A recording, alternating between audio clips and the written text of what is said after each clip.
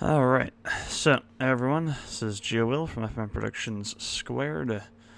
And so let me check real quick, see where we're at with YouTube. YouTube's a bit slow usually. Slow to start. Okay, we are live. Yes, we are. Okay. And I'm assuming we're live on Twitch. Yes. Okay, good. We're going to get the game started. We're going to start with Gemcraft this time, and then we will switch over to KSP. I'm not going to do too much of Gemcraft. We're just going to play maybe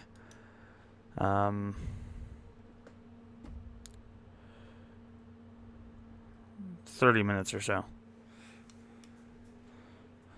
I'm gonna do it. We're gonna be on the on my further along save.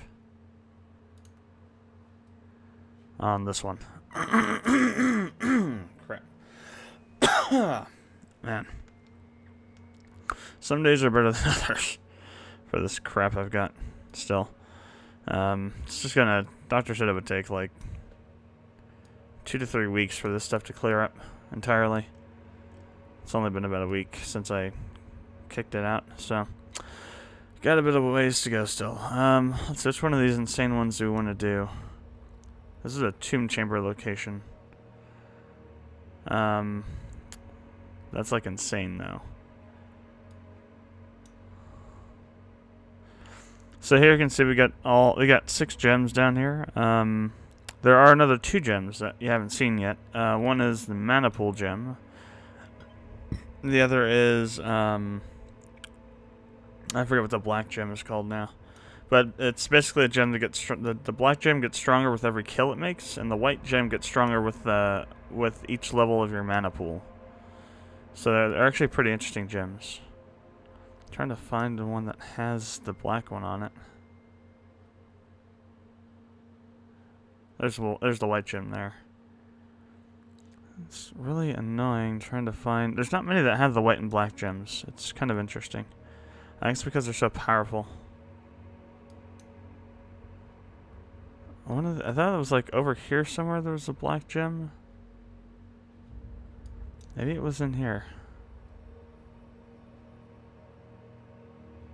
Damn.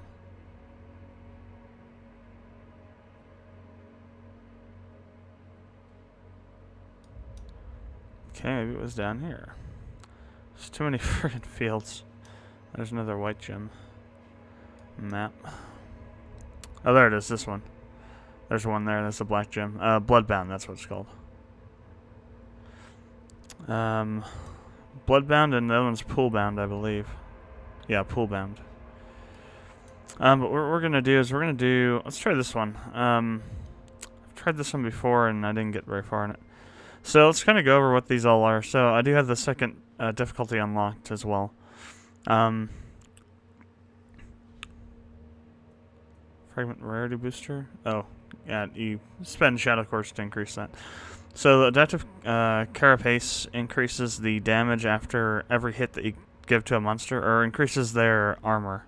Let's see.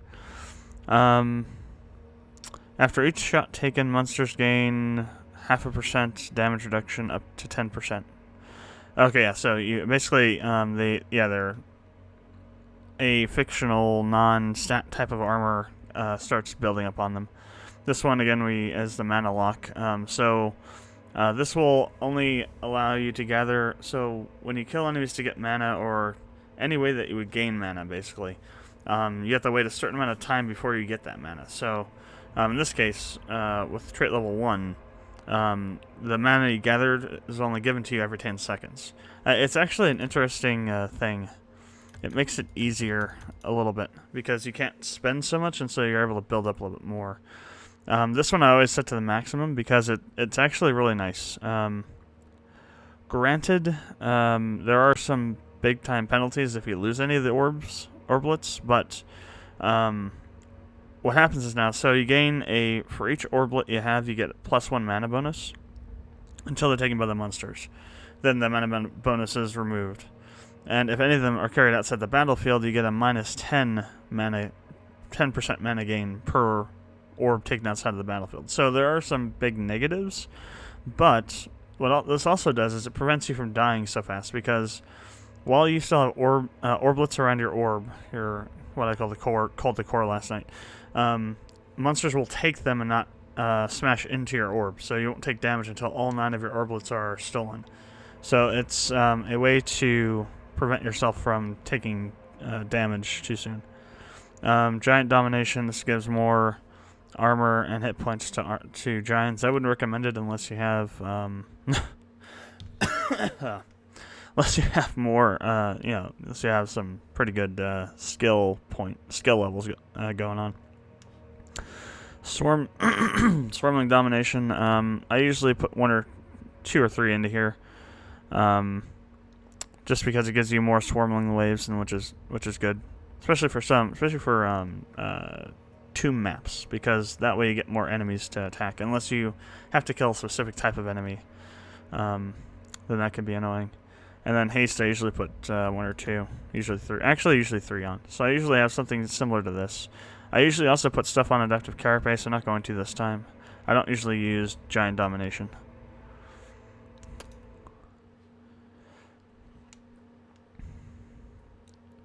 So this map is kind of insane. So every one of these areas here, monsters will come in through. And basically what you want to do is you want to wall off sections of this to make it make this trip as long as possible, and then load up on towers. As you can see, there aren't any towers, so we'll have to build our own. Up here you can see we have some things here. We have these Freeze and Curse Strike spell. So strike spells are spells that affect an area of the map and when you use them. And then we have the gem enhancement spells, which are right now is Beam and Bolt. And those give your towers and traps certain abilities when you use them. For example, for Bolt, in towers, it shoots out a bolt over a longer range and does a lot of damage. In a trap, it increases the attack speed. Beam shoots out a continuous beam of damage in... ignores armor. Bolt ignores armor in traps, and this is the one that does the faster reloading speed in traps. And this also ignores armor when in towers. So does this one. And this one, as you can see, it increases the damage by 120% and the range by 50%. This one does 100% of the damage you would normally do in 1 shot per second, and has a tile range of 10. Those values increase when you raise the skills for these skill levels for these particular spells. So we have the armor tearing, we have the poison, we have the mana leeching, and we have the slowing gems. We also have 3 level 2 gems that we can use. So what I want to do with this is I want to basically wall off all these smaller ones, and we're going to try and figure out a way to force them to maybe come down through these like this in such a way so that they have to go through several kind of variations of in and out of all these little sections, so it takes them longer. And there goes the headphones. Not sure if we're still hearing the game audio or not. Headphones decided to crash. Alright, so go ahead and put a tower there. And we'll put a tower here. And I'll put a tower here.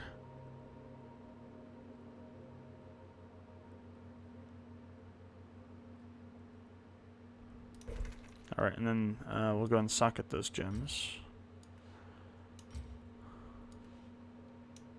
I'm not going to do any combining it just yet. I want to make sure we have enough to do what I want to do with this. So first thing is first, I'm going to block off these smaller ones that we won't really be able to use too much. Actually, no, I don't want to do that. Crap. Already going to use one of my demolitions here. So what I want to do is I want to wall off this one, because I want to force them down, up, and this way. So,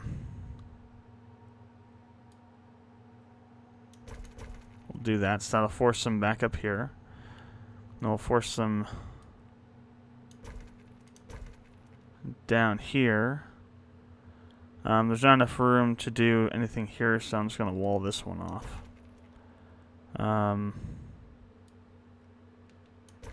We'll force them through here.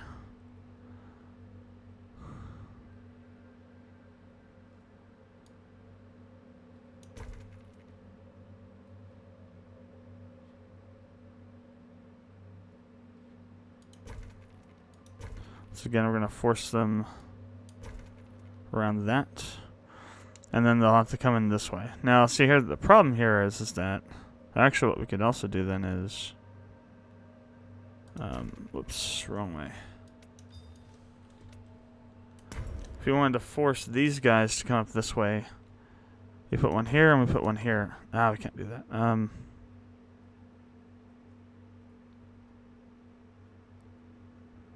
Because it's blocking. You can't block off a path.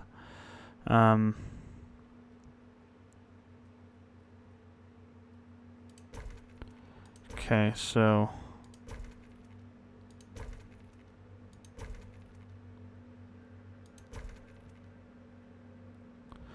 Now what we'll do with those then is we'll put traps here.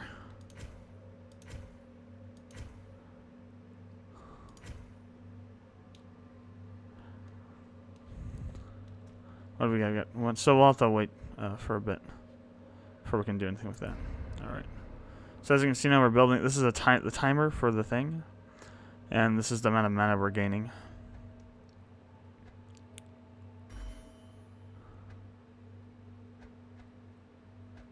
Well, they're not quite going in the directions I wanted them to go in, but... As you can see, our gems aren't really able to handle these guys yet.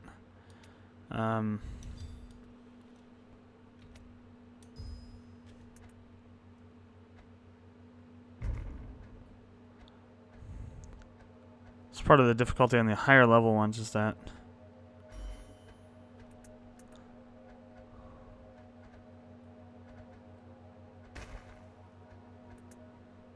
Come on.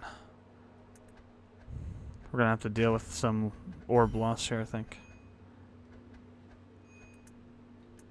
At least until we get...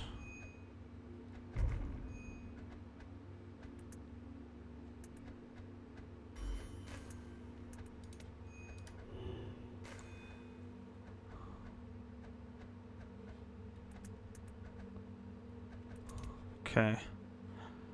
So now what we're going to do is we're going to put, I'm going to drop that on there, and then we're going to use this bolt spell to automatically get it going here.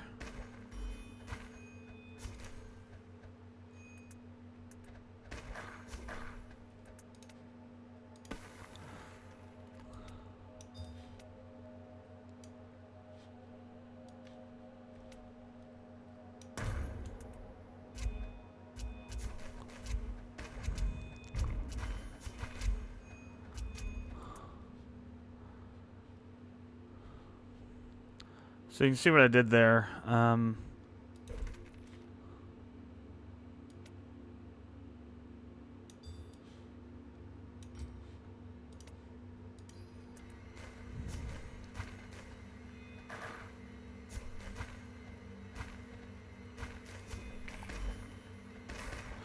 to make sure I take these guys that have the gems out first. And then our gems will start coming, or orbals will start coming back.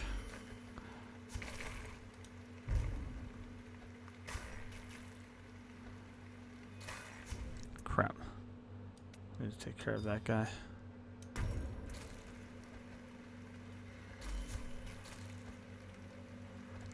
So you can kind of see how these orblets help a lot in terms of keeping your stuff alive. Crap. Oh, it's already blocked off. Okay. Oh, no, it isn't. Okay. I did not realize that.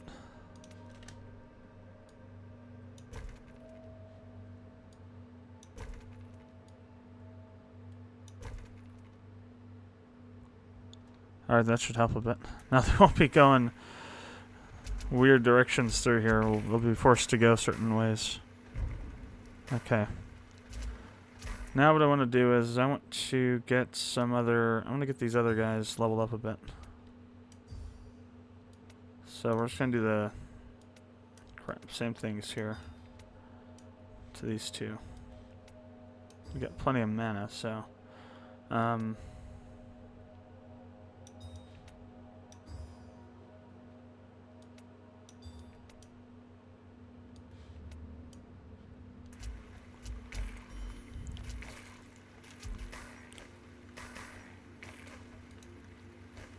That swirling has a gem on him.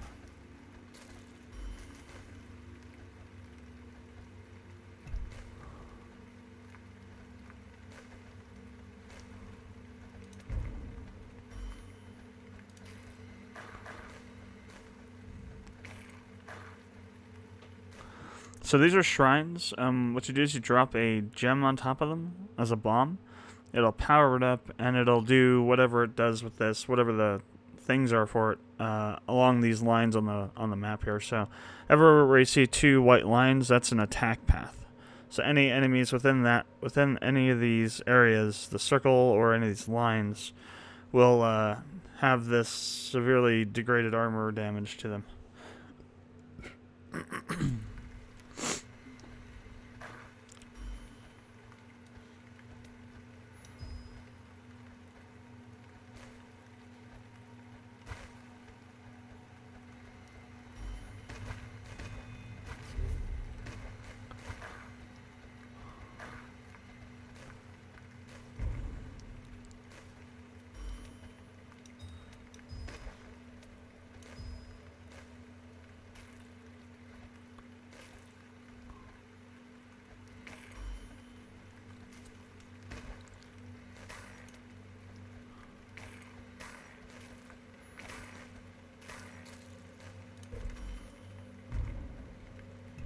Let's start working on the traps here.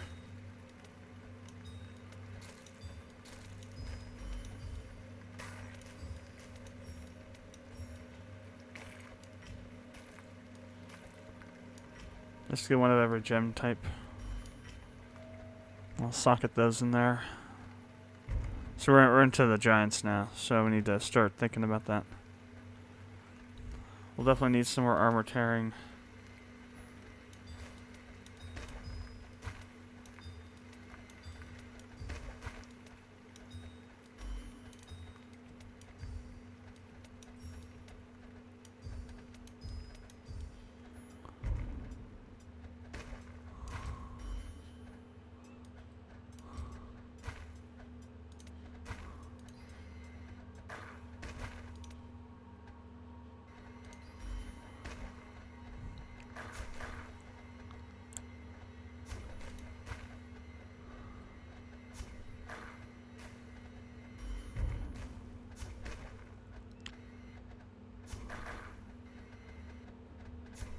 So Curse does all this stuff, so shots ignore 40% of armor, 50% damage taken, plus 120% damage from poison damage, slowing effect is longer, and beacons have... So beacons are another thing that aren't in this map right now. They're essentially like enemy structures that will give various effects to enemies. So, like, for example, there's a beacon that'll give them shields, there's one that'll heal them, etc., etc. There's also beacons that'll prevent you from building around them, which can be really annoying. And so that also, that's what that does. It prevents 75% chance of failure for the beacon effects. Then freeze stops enemies from moving, and when you kill an enemy, the enemy will explode and do damage to the enemies around them. This is a really, really important skill to have, as it'll be able to... like if you have like a lot of giants coming through like this and you don't really have a lot of gems to deal with them, you can just freeze them and then deal with them at your leisure. I'll put that on there.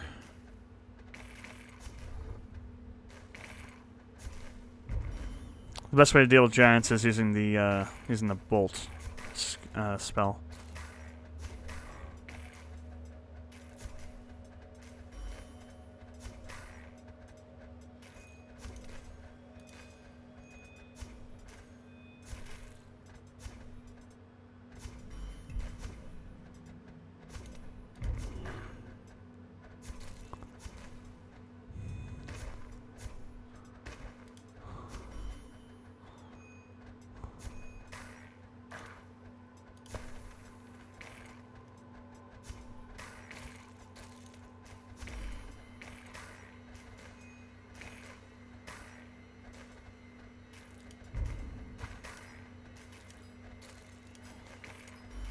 Ah, trying to attack that guy and I couldn't get a hold of him.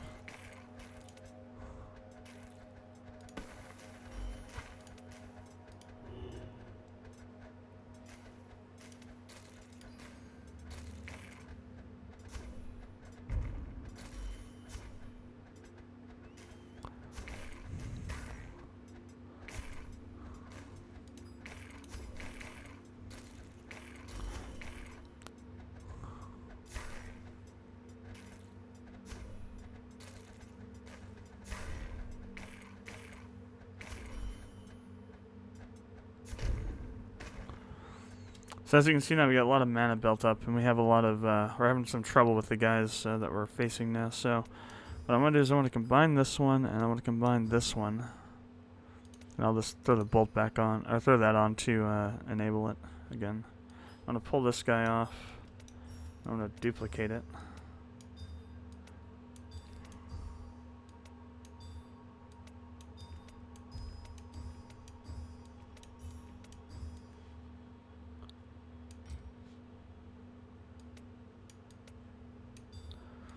So what I'm doing now is I'm building smaller gems up.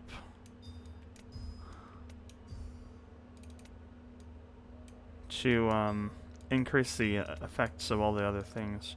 We're using a lot of blue because we don't have a lot of blue on this gem. Whoops, I did not mean to do that.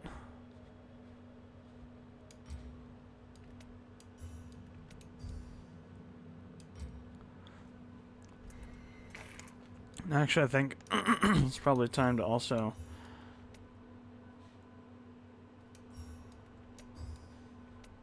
improve these guys. I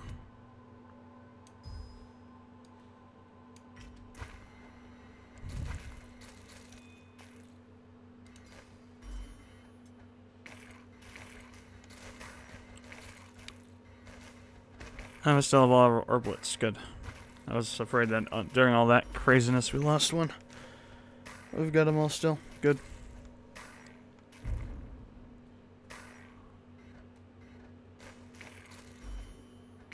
So as you can see now, these level 6 gems are doing a pretty good job of dealing with these guys for now. We'll need to upgrade them again pretty soon though, I would think. Once we get to the next round of giants, probably.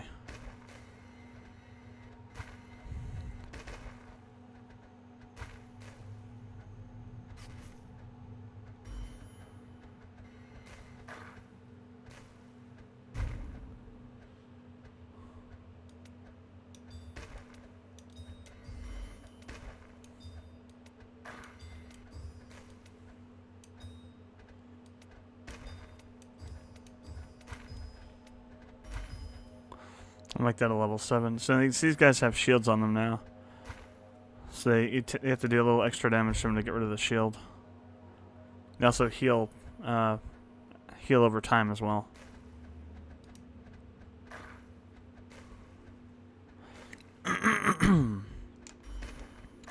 We got 43 waves, so we're only about halfway through. Damn.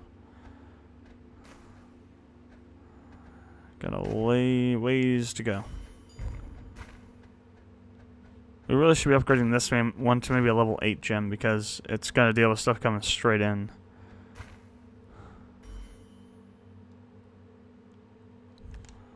Let me pause real quick and we'll see if we can get it there.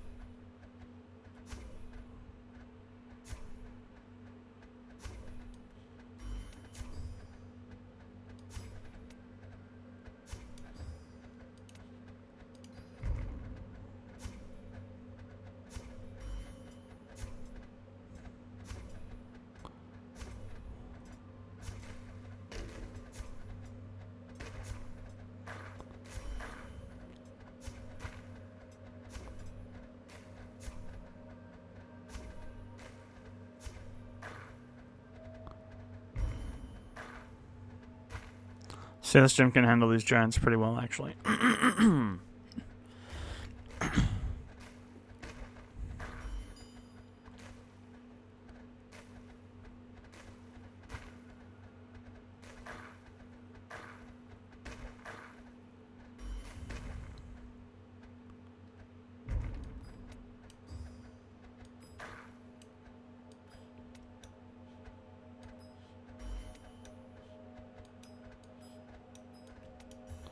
that's a level 6 now.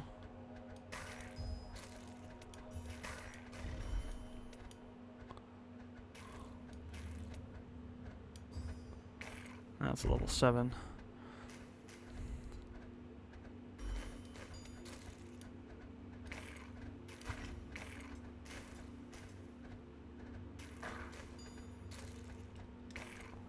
And so, you know, the enemies are getting a bit faster. Let's see, these guys are marked swarmlings, I think. Yeah.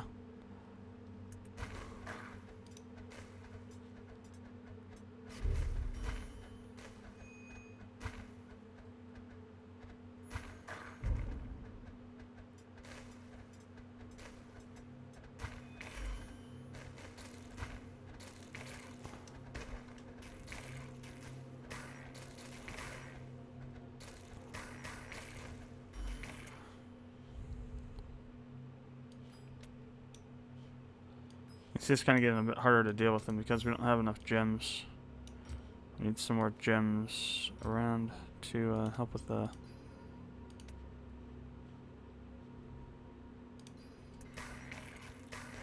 help with weakening up things as they're getting closer.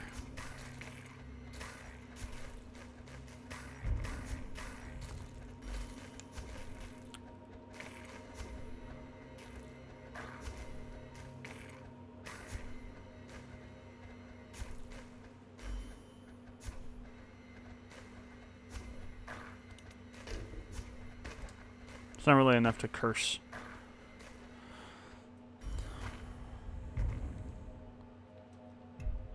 There are also some enemies that are neutral, I guess. Not really neutral, but they're not spawned normally. One of them are, I guess they're called ghosts or something like that, spirits or something. They essentially just fly through the map, and they're like a white mist kind of thing. Another one is a specter, which is a purple mist, and those go for your most powerful gems, and they steal them. There's also another one that usually only shows up on visionary maps, I believe. That's called, I think it's called Demon or Darkness or something like that. It's basically like a collection of smaller entities, and they're crazy annoying.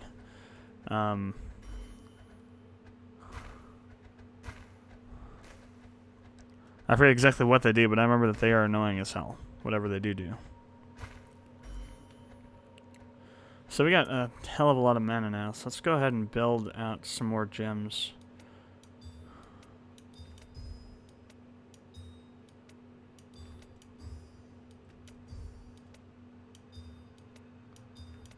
I find that typically starting from level 3 is usually a good place when you're getting up in the higher levels, so you can build things a bit faster.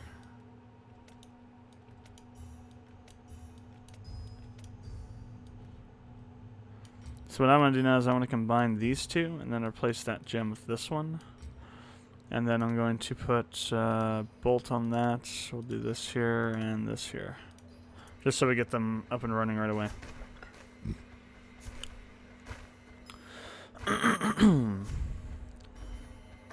Now if I need to, I can combine these two together. And then combine those two together to get a level 9 gem. If we needed to.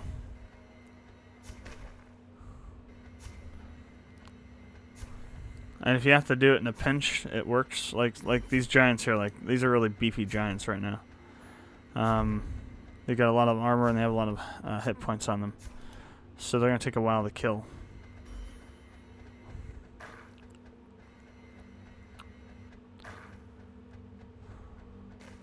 This might be a good reason for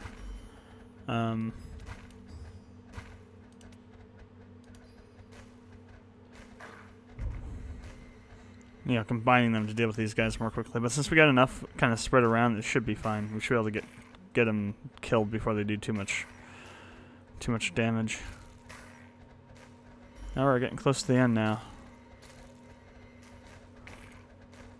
Now let's just survive this time. Other times I've like made them go all the way around the map and then come in one spot, but that hasn't really worked before. This is working pretty well.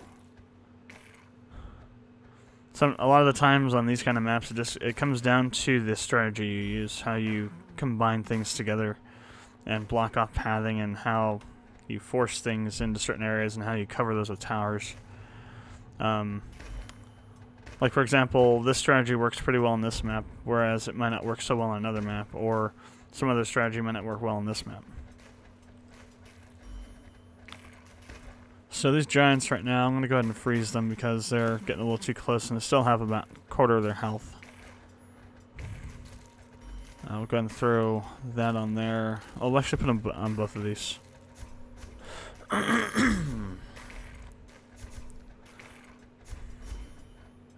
We froze that one over on top of that gem, so that helped quite a bit, actually. On that trap. Yeah, those guys are get killed here. You can just see how just insane these giants are, and that's why I don't like using the giant domination. Once you get to the higher levels, they get pretty beefy. This guy's gonna take a gem before we kill him. But we won't get too far. Good thing is no more giants for the rest of the waves. And we haven't lost a core yet. Cool.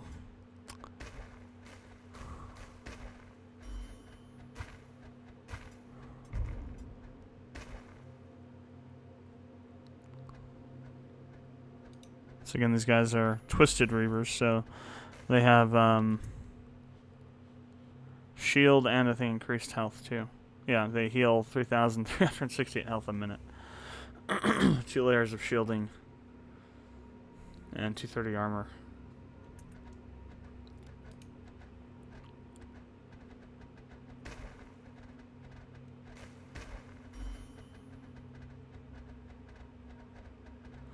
So once we finish this map, we'll go ahead and switch over to KSP. This one took quite a while, actually.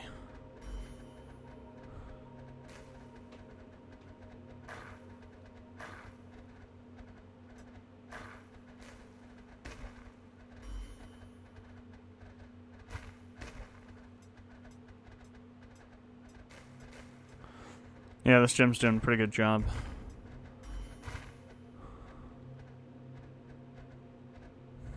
Helping us out a bit on these guys. And it's not too powerful, but it's powerful enough that it's powerful enough it's actually doing some stuff to them. Specifically on probably on the armor reduction. The poison damage isn't really that much. It's 140 over 9 seconds. It's not going to do too much with these guys. Alright, last guy there.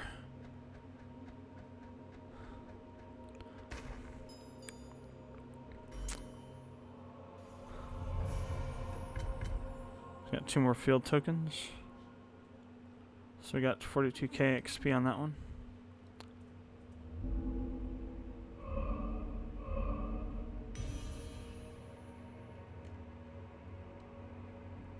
Well, that's a ton of monster nests. Holy crap.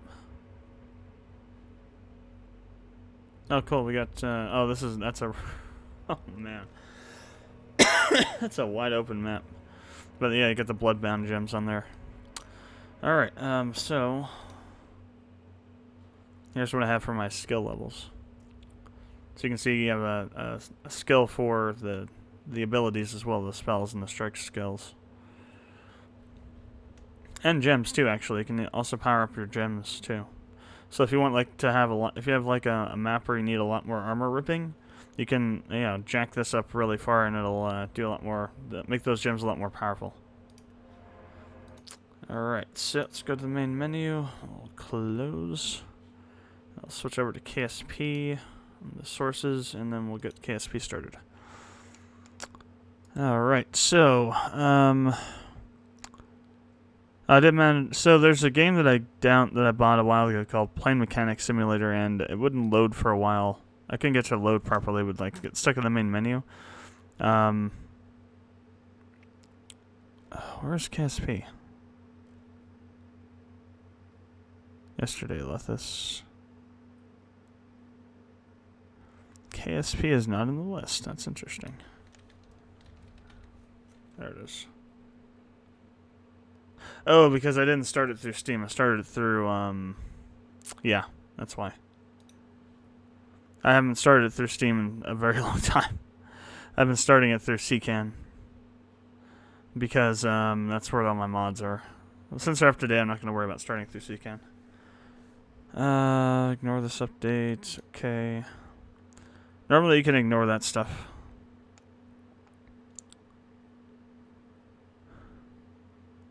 Those messages. Hopefully this won't take so long this time since I've already loaded this once. The first time you load up the game after installing new mods, it takes a hell of a long time. It took probably a good 15 minutes last night to start up.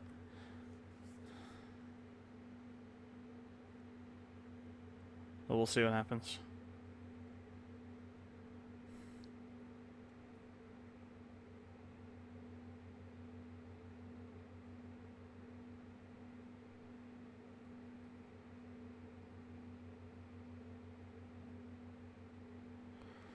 So what's going on? I'm gonna jump over onto my phone real quick here. I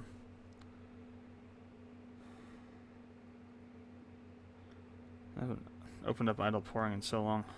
Probably got a whole bunch of stuff in my mailbox to collect.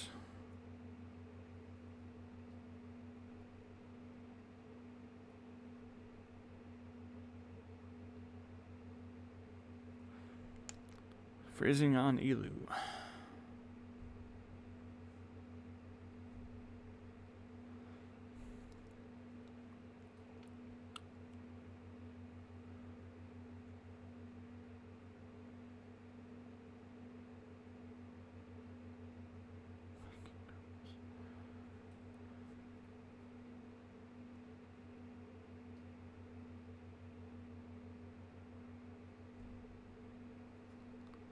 Wow, they still have the Christmas theme on.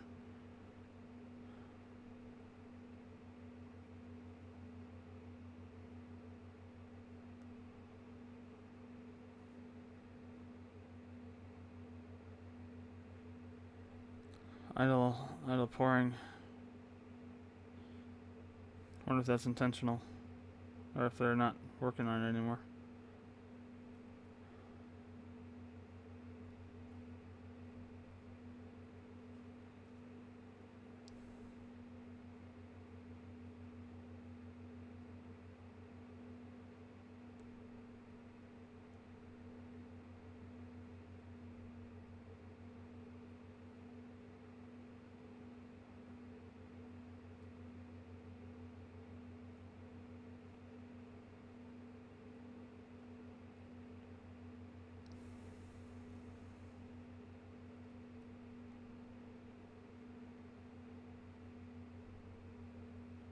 Oh, cool, sledding, good.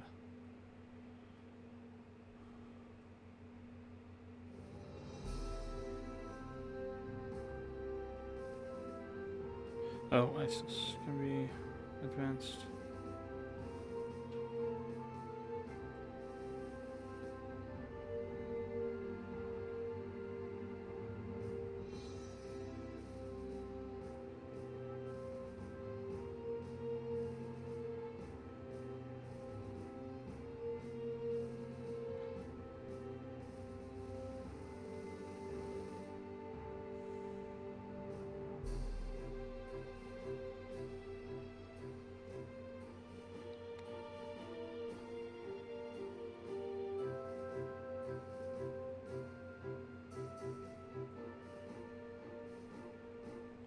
Okay. So let's go and start up our science game. I'll just resume saved, I guess. New stream game.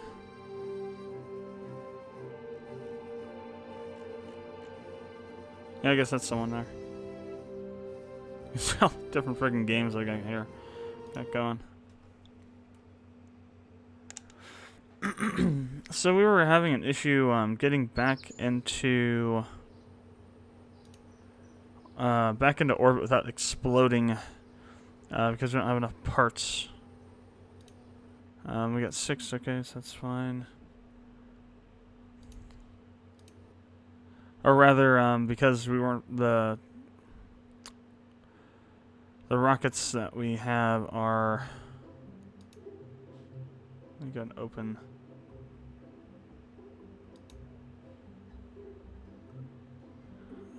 Kerbal 2.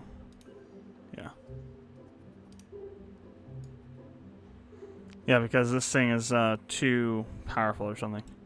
So we don't have any heat shielding. Okay.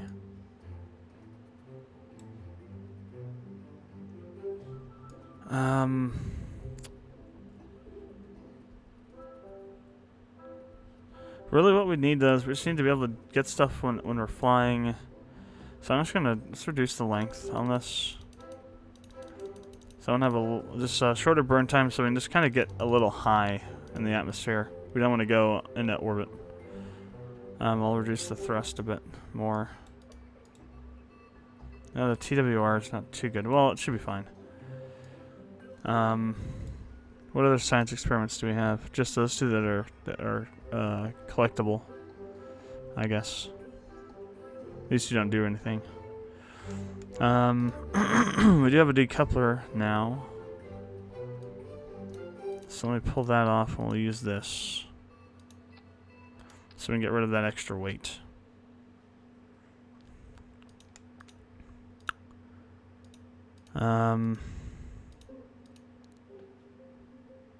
Communitrons, utility. We don't have the next level parachute.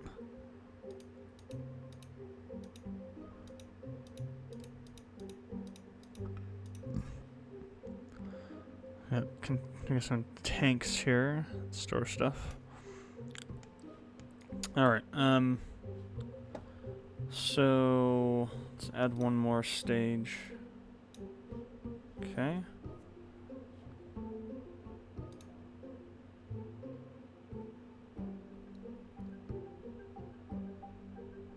Alright, yeah, we have new launch spaces. I forgot about that. New launch sites. So actually we could go to each one of those and collect biome data, actually. I didn't think about that. Well, for now, we're just going to do this. We need to take a temperature reading from the ground. Doesn't give us much science, but...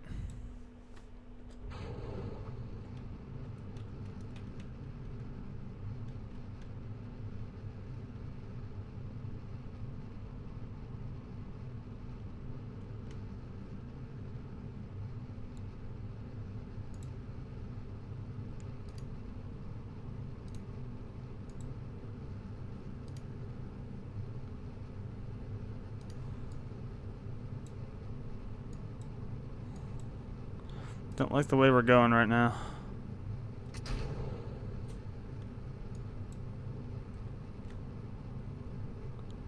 Come on, get off of it. Damn. No, we're heading for. We are heading for disaster. Let's revert flight to launch. We really need to make sure we get a specific type of launch. Otherwise, you end up doing that. It's really hard to do because you have to do it manually. You have to try and stay pretty much on top of the gimbal. And don't let you, because once you get to a certain speed, you can't really adjust it too much.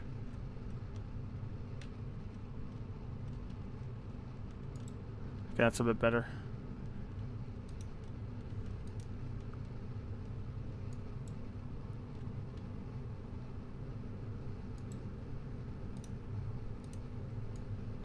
Going out over ocean too, so.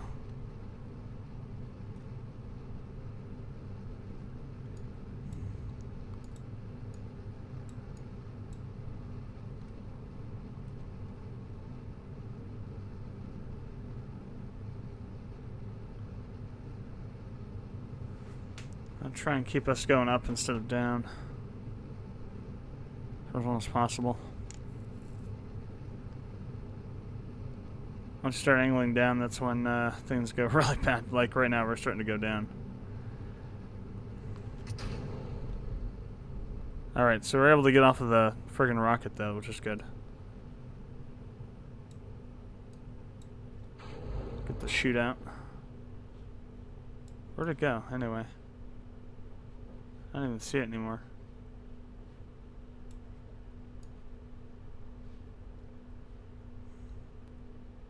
Should be right here in the shallows. Yeah.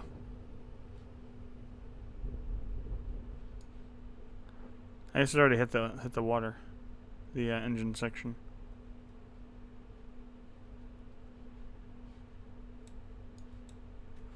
Alright, so we're going to be able to recover the science here. Speed up. So we get down here.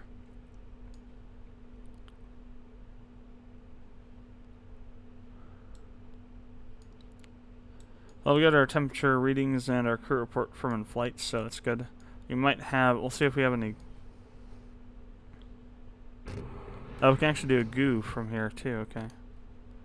We haven't done that yet, so that's another 4 science. Good, so it's gonna be like maybe about 16 science total.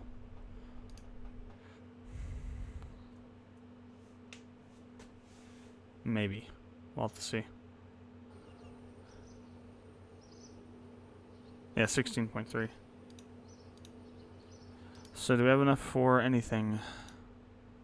Yes, we do. We have enough for general rocketry. We can go to stability, which I don't want to do yet, or we can do this. This gives us access to, yes, press mat, the barometer.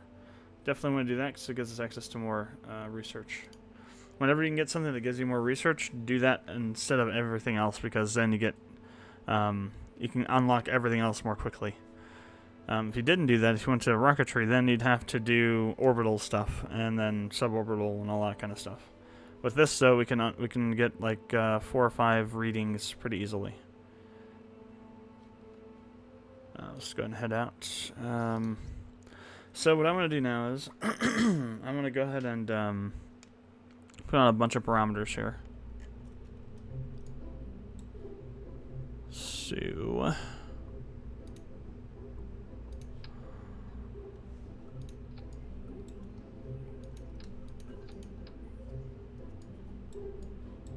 I'll put them nearby each other so we can get to them.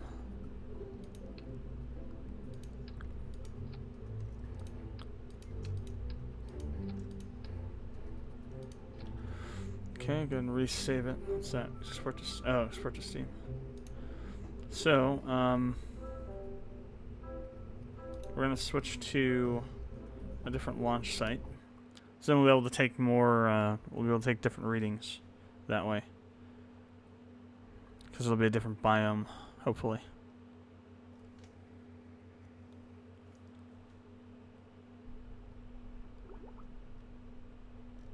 Yeah. So we can do, everything can do a reading from here. So we're in the grassland biome.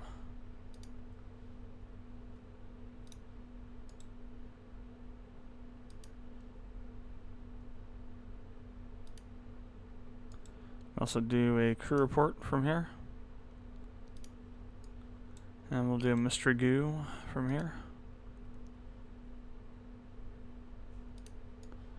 Okay.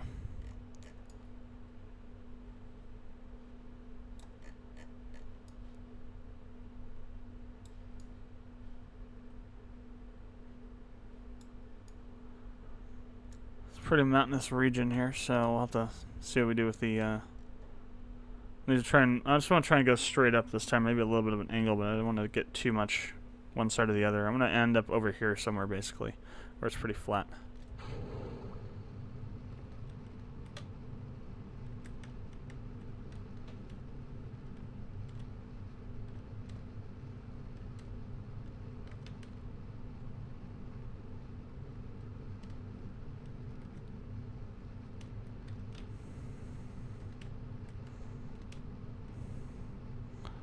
Just trying to keep it straight.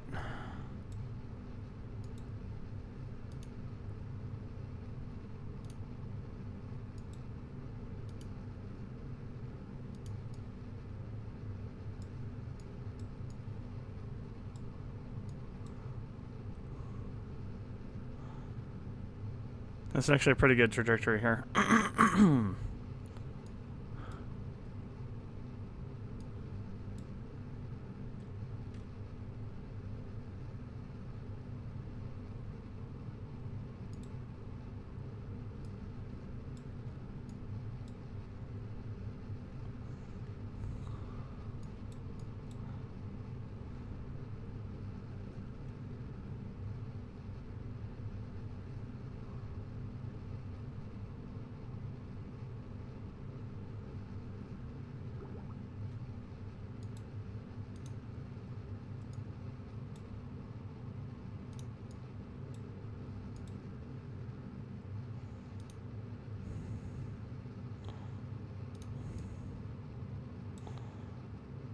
Okay.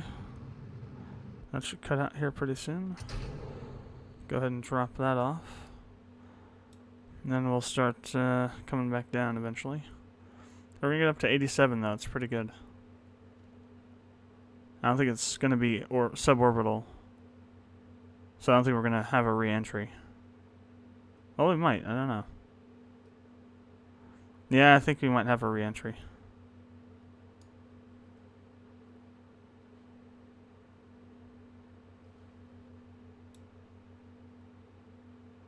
I think once you get to 60, you're in the atmosphere. Yeah. Let's take a look at the map. Oh yeah, definitely. We're going to have a re-entry. Let's see what happens with that, though.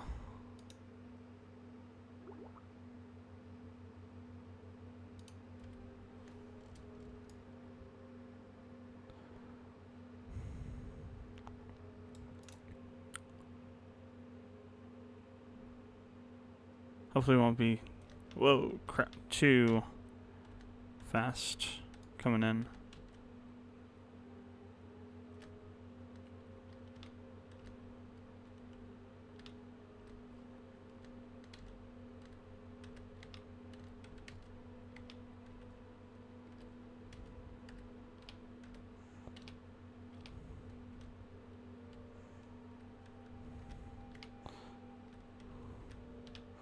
It's really hard to just slow you down properly.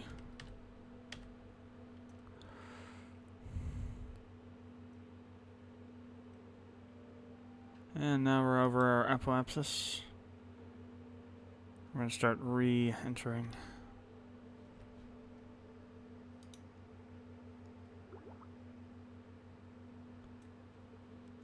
Yeah, we're not going that fast.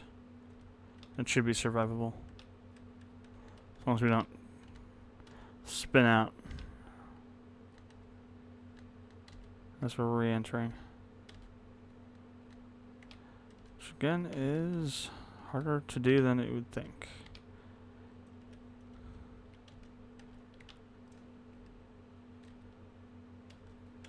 Or actually it does. Okay, so there is some level of SAS built into the command module, I guess.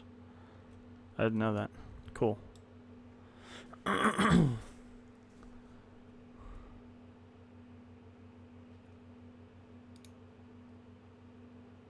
trying to keep it on retrograde. I also want to increase the altitude to 2,500 since we're coming over land.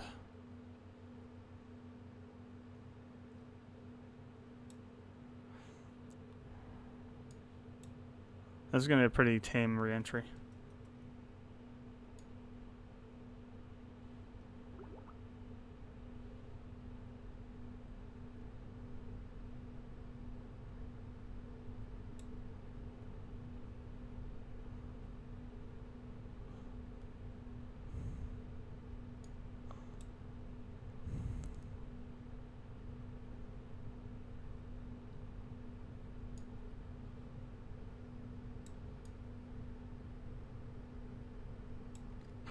Let's go ahead and throw the parachute out.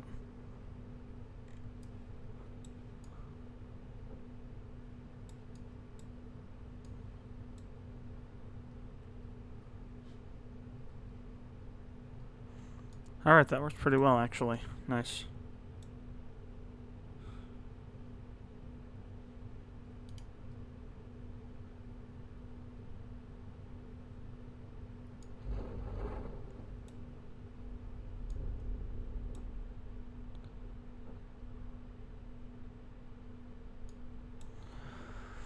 Okay, now we just gotta wait till we get to the ground.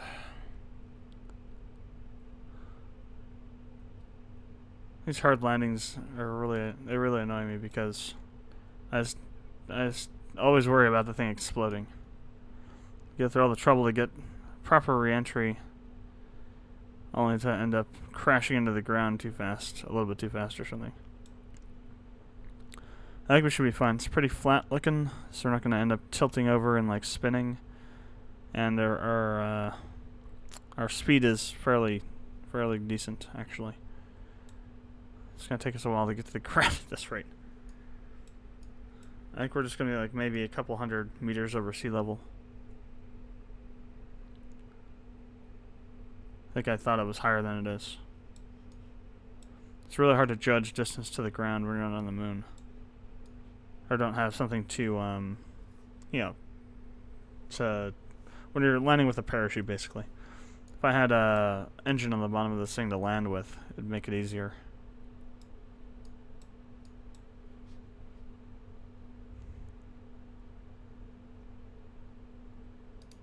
Oh, here, I forgot I had this over here, altitude to terrain. So, yeah, it's like 150, 200 meters above sea level. I forgot I had that up there. Damn. Tells you how high you are from the terrain.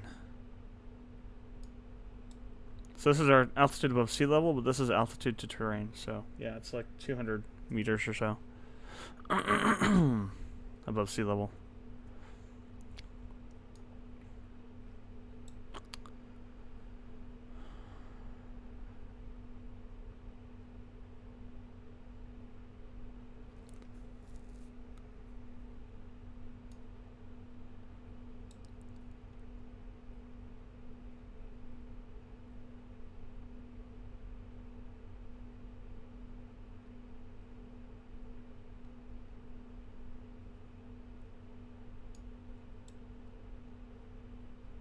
Oh, it is a little bit of a hill, actually, but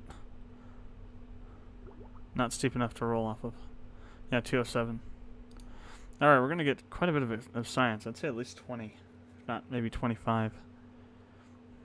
So we were able to collect quite a bit of it from up in, during flight. Oh, 50. Wow, even more than I thought. Damn, 52. Very nice. Alright, so let's go ahead and grab that. We don't have enough for basic science now.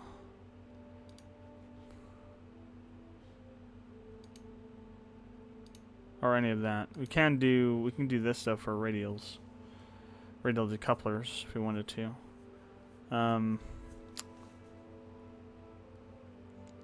So what we'll have to do now is we'll have to get to orbit, do our experiments, and then get back down and re-enter. This gave us heat shielding, I believe. Yeah. So we could do that. Let's go ahead and do that. Let's get this one.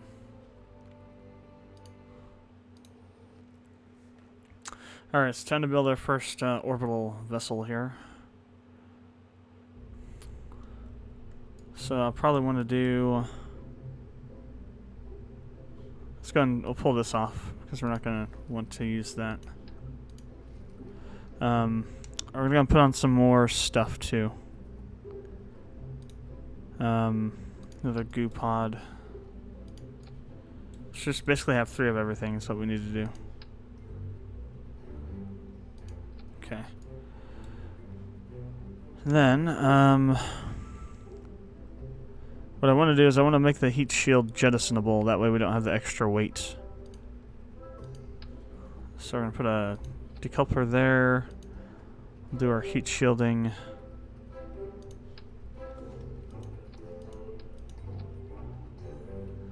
Do another decoupler. Then on the bottom of this, we want to have a liquid engine for re-entry.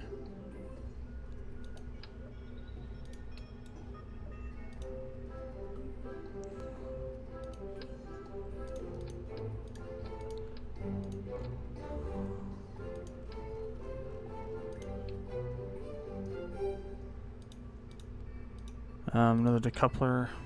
Then we're going to have our first stage, which will get us into orbit. So that's going to be, so we'll have on the center, it'll be liquid, we'll do the T-45.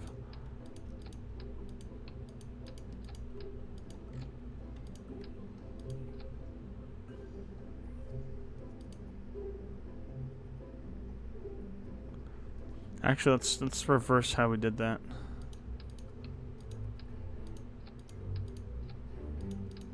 This will be this is actually a weaker rocket.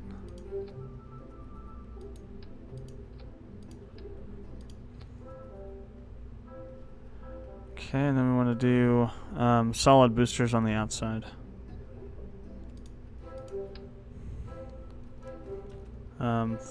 Well, solids might make us go too fast. We'll do 2 to start out with and see how that works.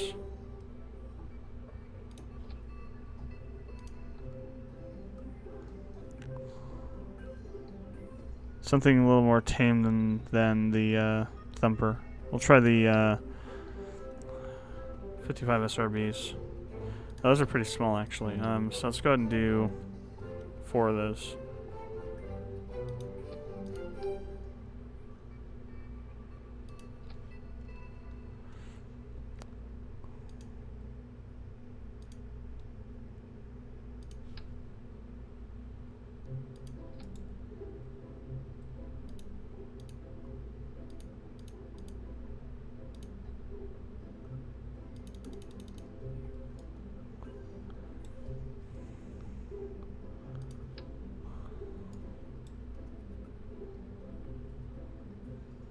These look like friggin' missiles or something. I'll launch off some Scud missiles while we're in flight.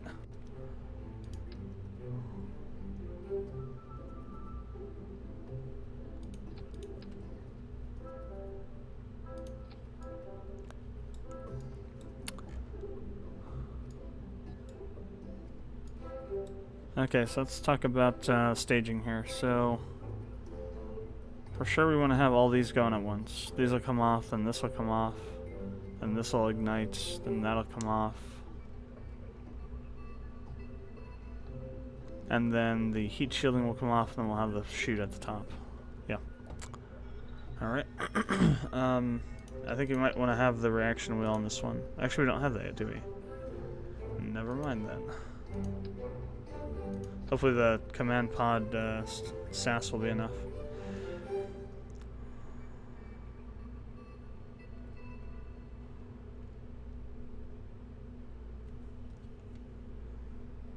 God, the first stage we're gonna have 840 kilonewtons of Kerbal newtons, maybe, of thrust.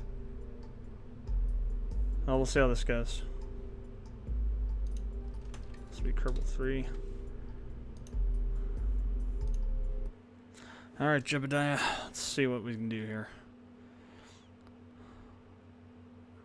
Are we launching from the launch pad down here or over at the other place? I forgot to see where the, I think it stays on the other one. Yeah. Alright. So I'm going to put the liquid engine on 1/4 thrust because the solids should do what we need them to do.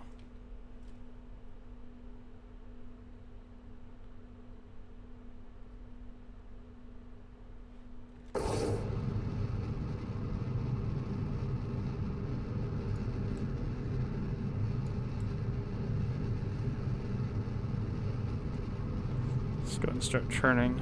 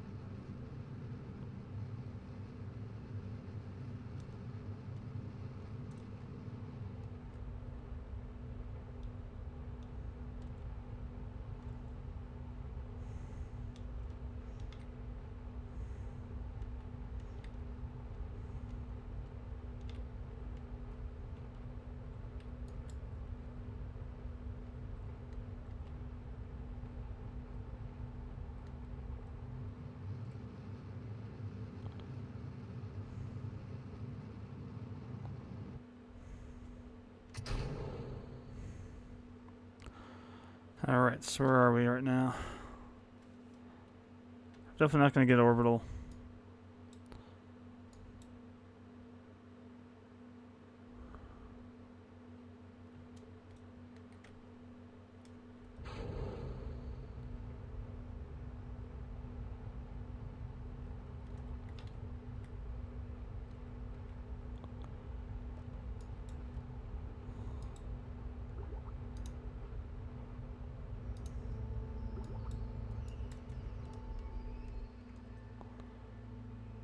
Okay, let's go and take some readings.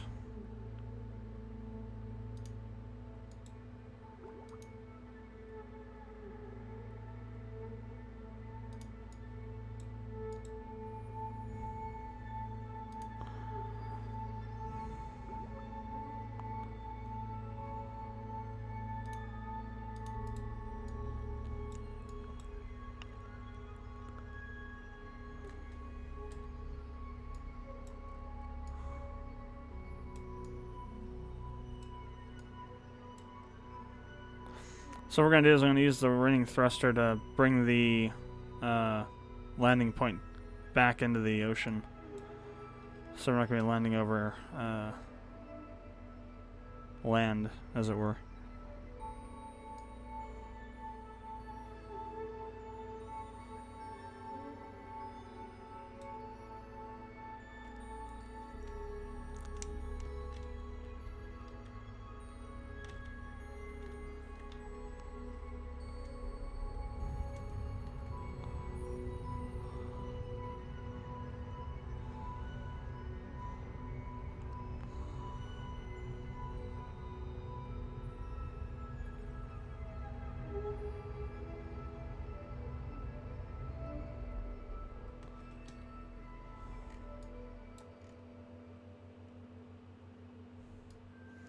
Or I could push it out even.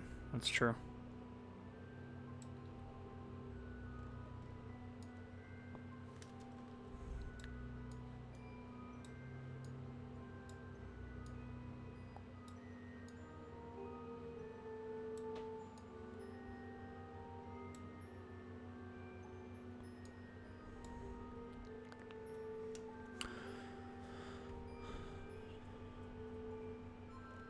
Not sure what we have to get to in terms of the altitude to get the next level of science to unlock here.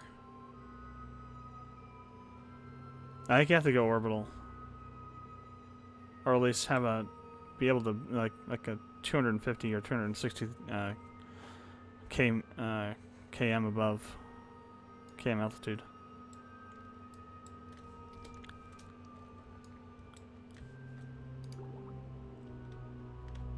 Go ahead and orient to prograde. We'll do another quick burn.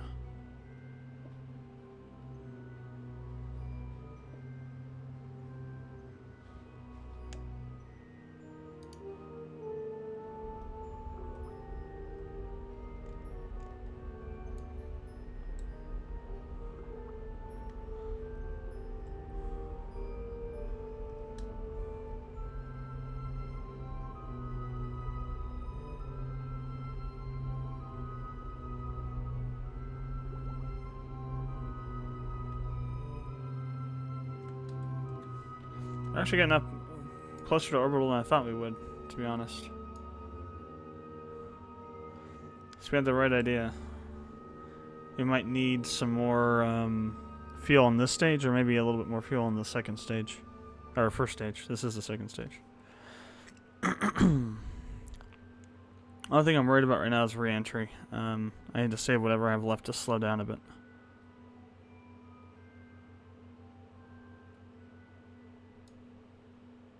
Did get up to, we're gonna get up to 214 though. It's not bad. Not bad at all. Well, I mean, well, it depends on the heat shielding and all that. We might be able to not have things explode without the engine.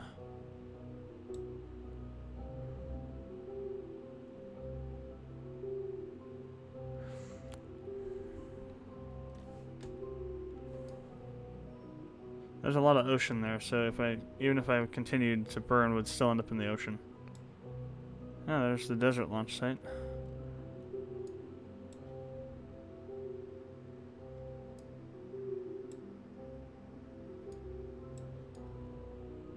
That's the yeah, Island Airfield and Space Center over there.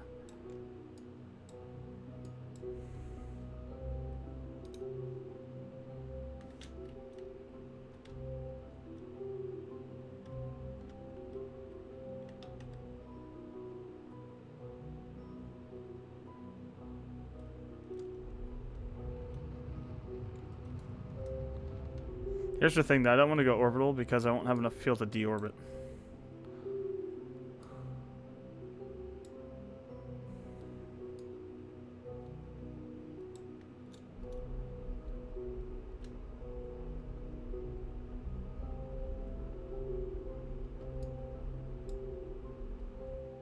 Jeez, that I almost was able to get orbital. If I had a little bit more fuel, would have been able to. Still, we got to 223. It's not bad at all. Yeah, I think next stage is orbital. We have to get to orbital for the next stage of experiments to be able to do the observations. Let's go ahead and throw off the... Actually, this should be a different stage than the parachute, so we're not throwing out the parachute and having it ripped off. Let's swing back to prograde now, because that's basically where we're going to be going. Can I do an EVA? Yes, I can. Do not hit space. Alright, now we should be able to do the EVA report. Oh, we have to do it while we're outside of the vessel. That's right.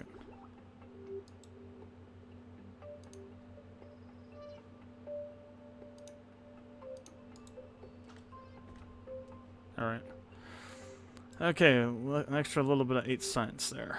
Now I'm just going to see if we can get friggin' back to ground without, back to Kerbal without blowing up. Turn the SAS back on.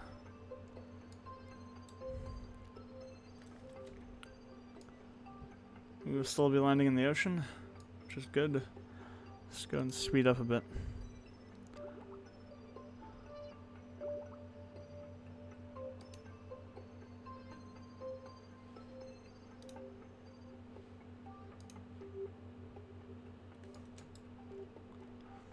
$80K up still. Won't re-enter till about 60. Alright, so moment of truth here. Jebediah's like, yeah, we're gonna blow up.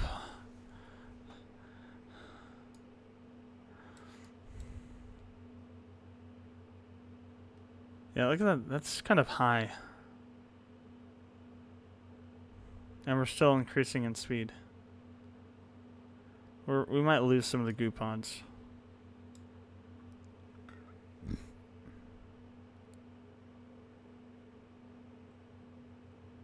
Well, it depends on the angle, too. That's not really a steep angle, to be honest. That's going to be a pretty good air brake speed there. Air brake angle. I think that was the engine exploding somewhere.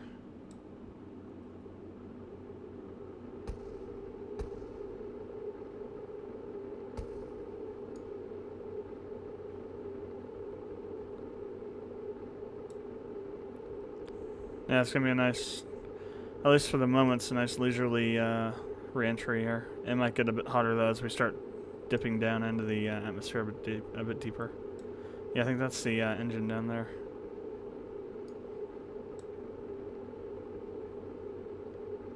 No, I think it might be fine. We came in at a very, very shallow angle, which is good. The steeper the angle, the more heat you generate. But it also means it takes longer to re-enter when you're shallower.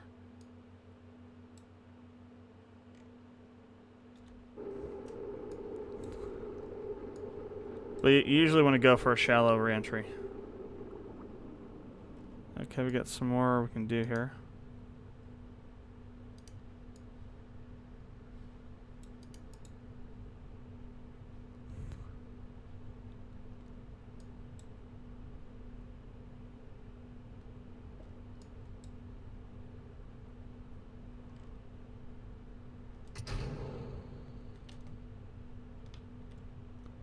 Let's get the heat shield off so we don't have that extra weight.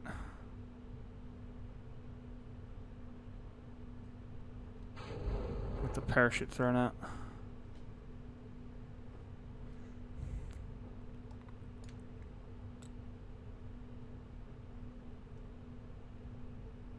Alright, barring anything insane happening, we should be splashing down pretty easily here. So I'm going to say it's going to be probably around...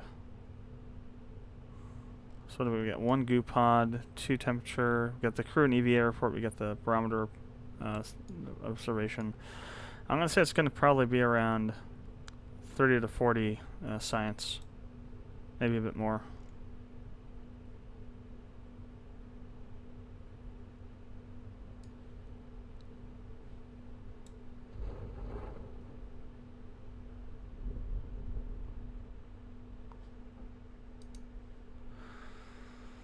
Alright, so splashdown.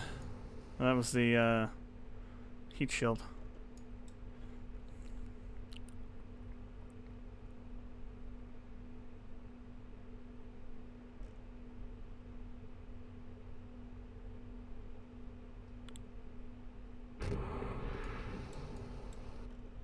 So we can actually do some more readings too. Cool. Log. Okay, maybe a bit more now. Maybe about 60. The Q escapes into the water and mutates the fish, creating giant sea monsters. No. Alright, let's go and recover the vessel and see what we got science-wise.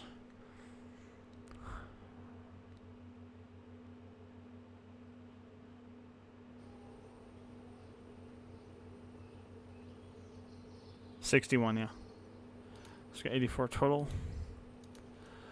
Alright, so we can get our next thing of science here. Science Junior, yeah. So that's the next observable one. And then we also get the first scan radar for mapping of terrain.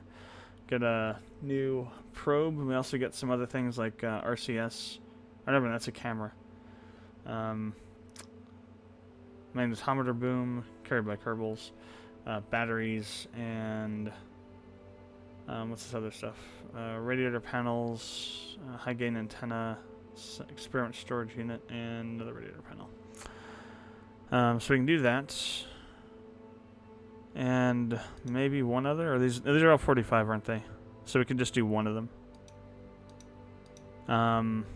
I'd go with this one because we get the new science experiment. I always tend to go with whatever gives us the new observable science experiments. So that way we get more science quicker. Okay, so we almost got orbital with that one. So maybe we need to go with a 1 step up on the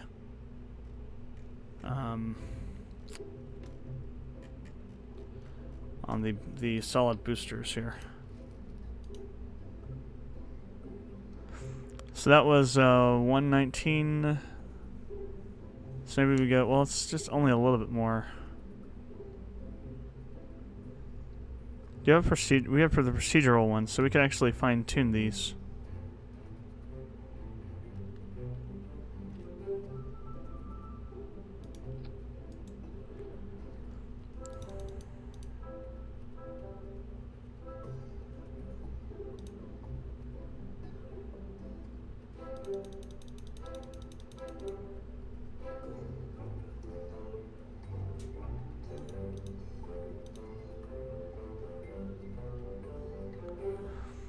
So the idea is to get the max TRW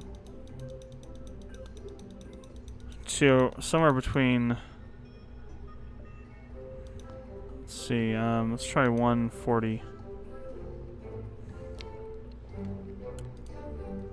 Obviously we'll need to put the nose cones on there. We'll use the procedural so we can adjust.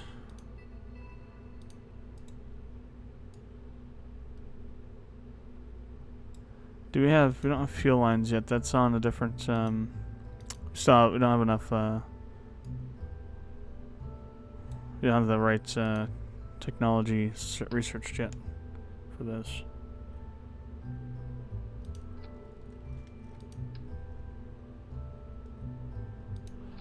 Alright, so, what we also want to do now is we want to pull this off.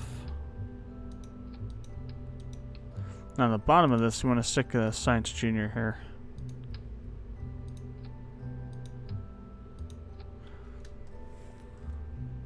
Do we have access to the next parachute?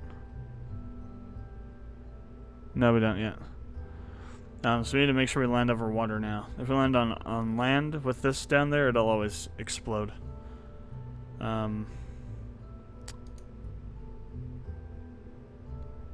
Yeah, tolerance impact 6 meters a second. It might still explode even over water. One thing we can do though is we can take off one of each of these because we won't need all three of them now. That'll decrease the weight on the upper section here, so it won't come down quite as hard. Alright, so we'll leave this named Kerbal 3. This is going to be our orbital ship, so we'll leave it that until we... So I'm going to go to the desert launch site. And we're going to observe everything, and then we're going to recover the vessel to get the science right there, just from the ground. And then we'll launch it and collect the science. We're going to have to do several launches to get all the science for the junior. So, observe materials bay. Judging silently.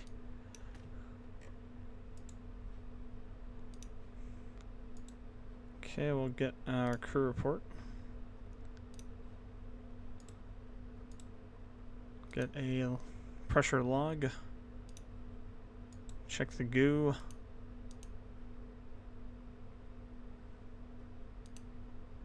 And take a temperature reading.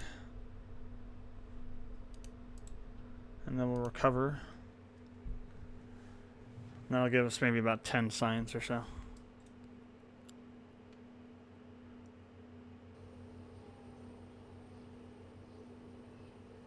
Okay, more than I thought. So we can actually get one of the next ones. Yeah, let's go and do this one because we'll get struts with this down, the space tape. And also the arms as well. Although, no, I guess we have to go to its fuel systems for the fuel ducting. So yeah, let's go and get that.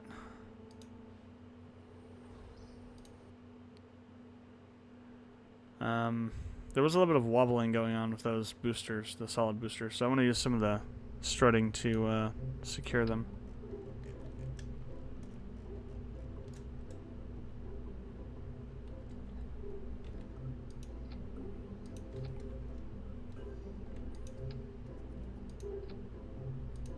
Alright. Okay, let's go ahead and launch it now. Oh, I gotta check the staging too. Always forget about that. It's very important though. Alright, so this goes, and this should go with those. Actually, no, let's keep those separate.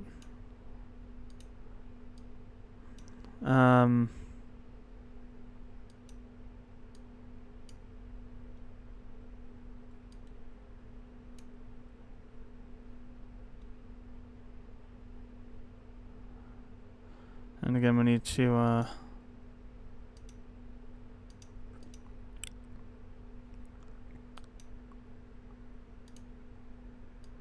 put that in its own stage. Okay.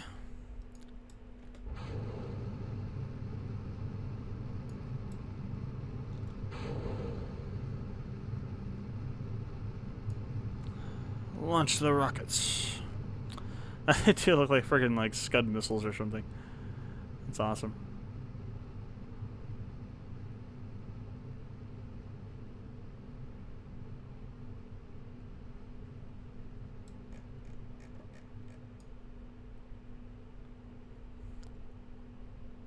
The Kerbals are attacking.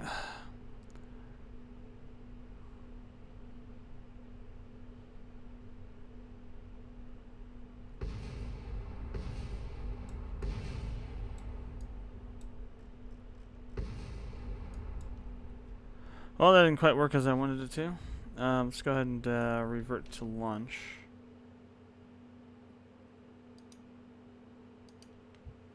And I guess we'll do the central with them too.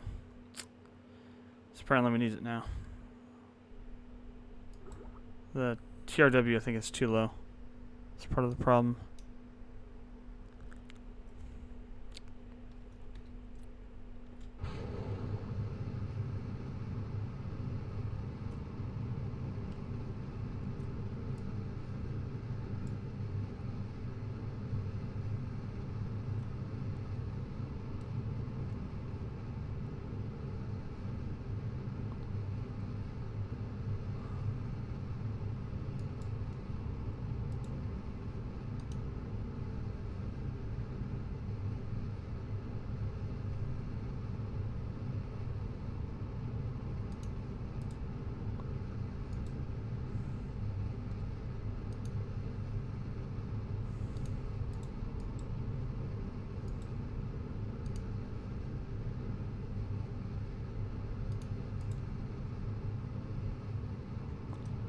Alright, it should be high enough now the solids will be able to lift us now.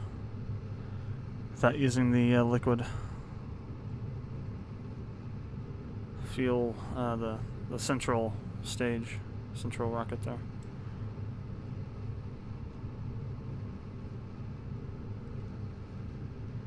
Just want to gently start turning a bit. I don't want to go too far down yet.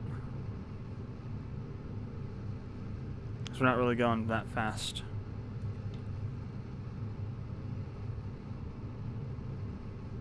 It's a very slow burn. Let me help put in some speed here with the central rocket. Alright, we're in the middle atmosphere now.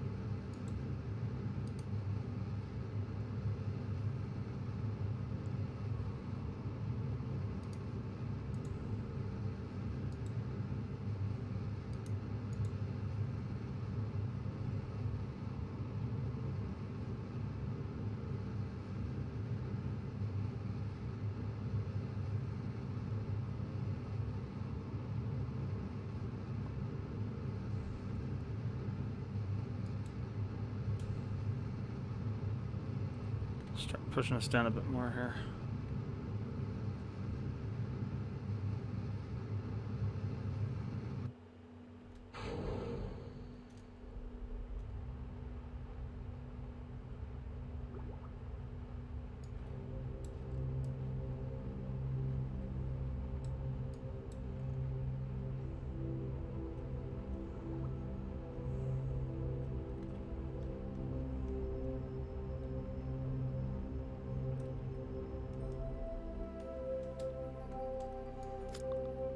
Alright, so we got a pretty high apoapsis right now. So what I'm going to do is I'm going to wait till we get it right about in here. Then I'm going to do another burn and try and force it out into an orbital trajectory. Once you get it high enough, it's better to do those kind of burns right around in here near the apoapsis point. Because when you're doing it down here further where we're at, we're just pushing the apoapsis out instead of pushing it, or up instead of pushing it out. We want to push it out to pull the periapsis down, so it's better to do it like right in here. So for now, let's go ahead and make sure we're pointing at prograde. Prograde, not retrograde.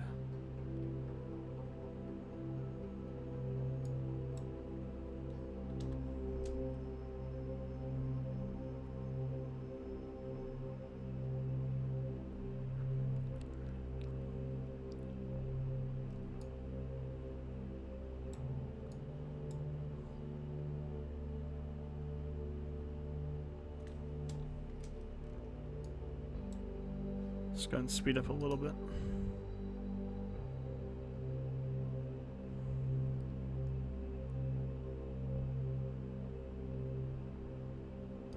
Alright, let's see. We can. Stop.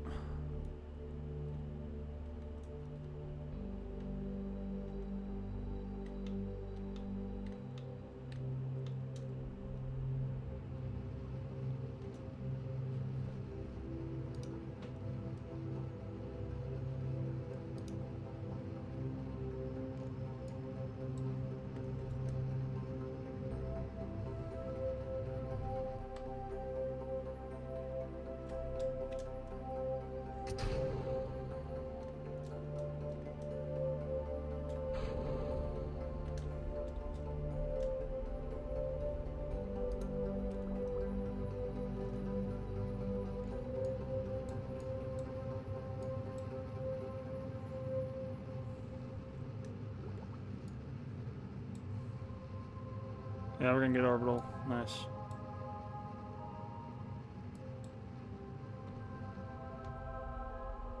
Alright, we are in an orbit.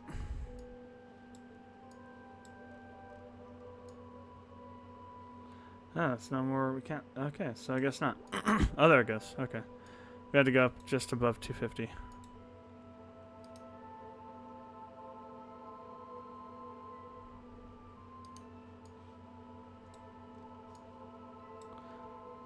I'll go ahead and do a EVA report here.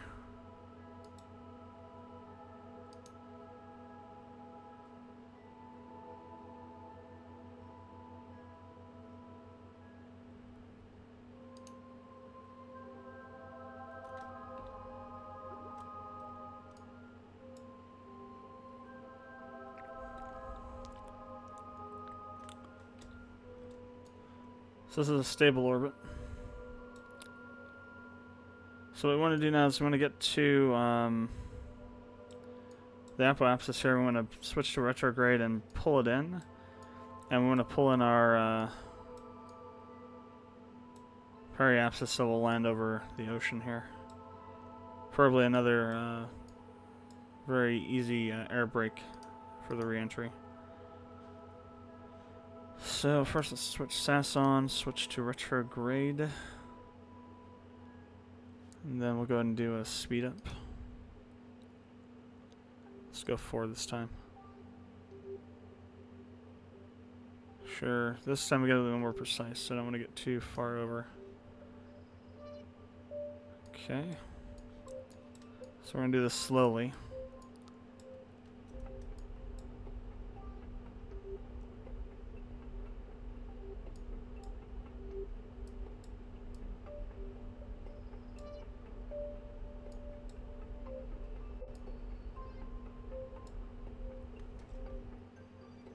So I can adjust it if I need to a little bit. Which we're going to need to do. Actually, it might be better to do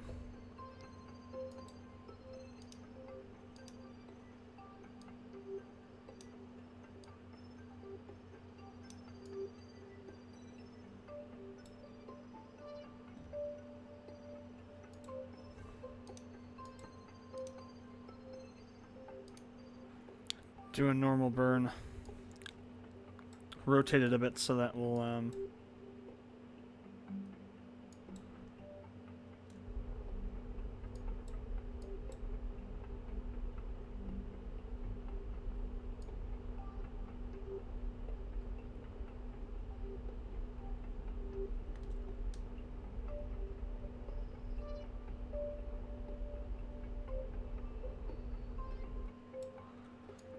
okay. Now I'm gonna swing past the apoapsis point and get about halfway between that and periapsis. And then I want to burn prograde. So I want to push the periapsis around a bit.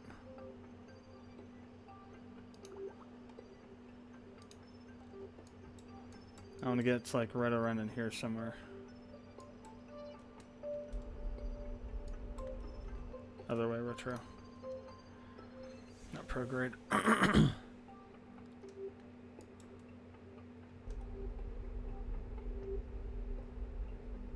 Again, just really careful short burns.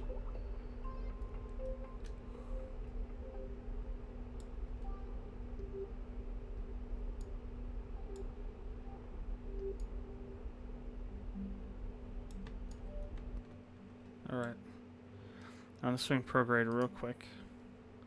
I want to make this about midway between these two continents. Well, I guess that peninsula and the continent. Because if we're coming down, we're going to also be slowing down and it'll bring it in a bit. So we don't want to have it too close to this continent, otherwise we'll end up landing there. Alright, that seems pretty good. Let's go and swing back to prograde. Or rather, no. Back to prograde, and then what I'll do is, while we're facing prograde, I'll drop off the engine, and that way when we swing back to retrograde, it won't be in the way.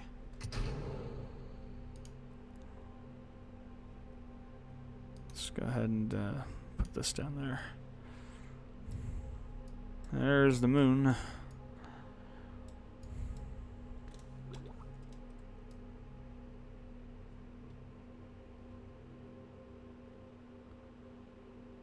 Ooh.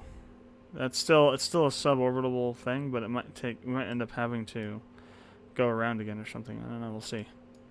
I didn't think about that, how the weight would affect our re-entry point.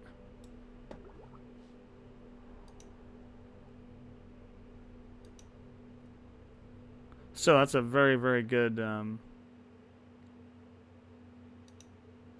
re-entry angle for sure. That's about as thin as you can get. Okay, now you can see it's starting to like drop into the ocean here now. Yeah, it's actually coming way further up than I thought it would. Now we're gonna be over land. Crap. Well, should be able to do it. We'll see what happens.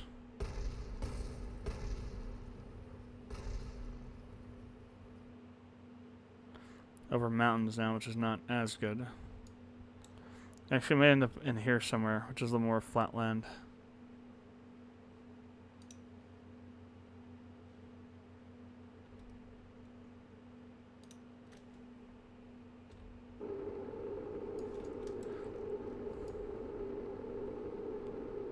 Okay, we're definitely got that slow re-entry, which is good.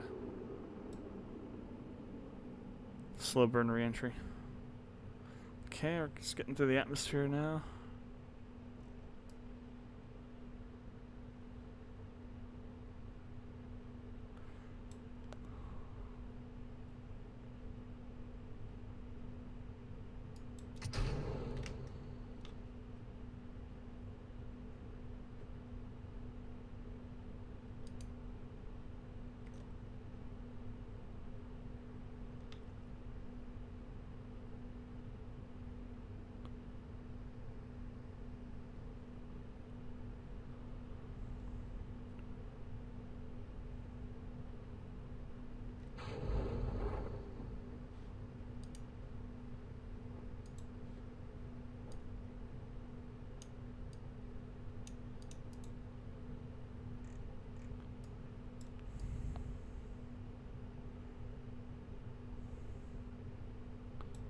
That's only about 300 over sea level still.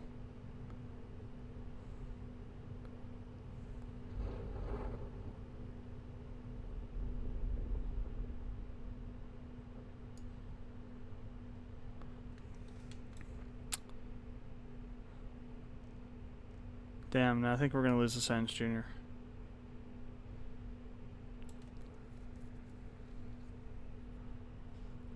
We're going way too fast still.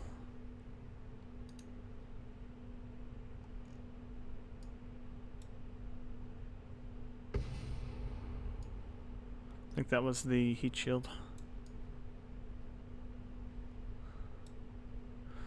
And we got a waste of weight. Still.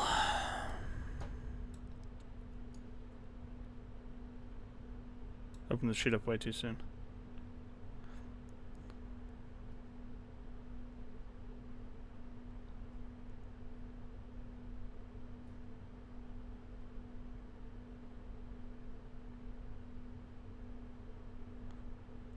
Well, it's starting to slow down a little bit more. Maybe we won't lose it. I still think we're going to, though. We're still over 6. Even if we're just like 0.1 over 6 over the impact tolerance, it'll explode usually.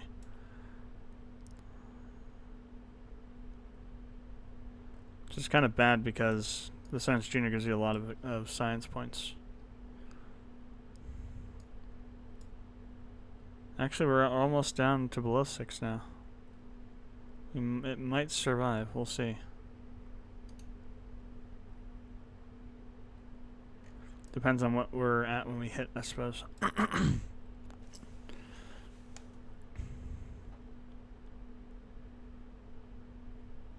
Got about another 140 to go, meters to go.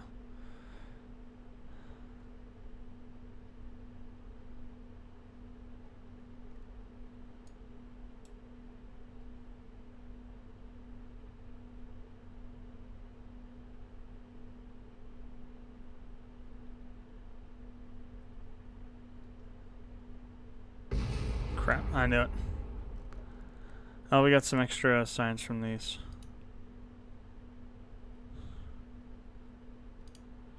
So I'll make up a little bit for it. You can actually log it again, you just won't get quite as much. Actually, you did get quite a bit still. Alright, still should be an okay amount of science. Got orbital though. It's awesome.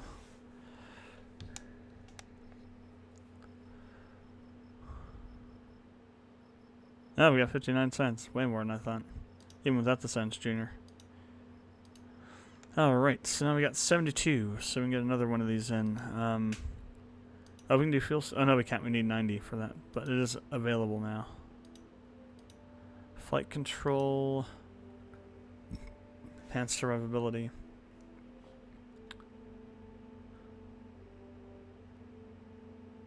Where's the next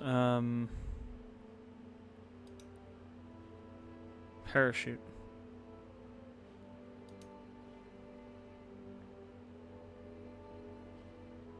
Or do we already have it? Oh no, we do have them. Okay, we have the radial parachutes. Never mind, we do already have them. Cool. Alright. So in that case, we can go with, let's see, what do we get here? We get the Volcano Cryogenic Engine, the Terrier, which is the one we could use to land on the moon with.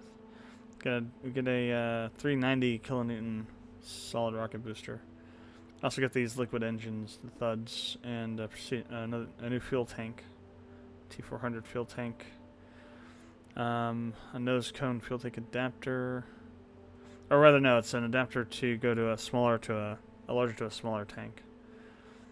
And we got a monopropellant tank, I think, too. Well, it's a variant tank, I guess. Or we can go aviation, which will give us access to new bits. That's mostly for spaceplane, though. Though some of the stuff you could use on rockets, too. Command module stuff into this. Where is the landing? That's there. That's where we get the first landing struts at. Still ways to go for that. So we need to get flight control first. Advanced construction.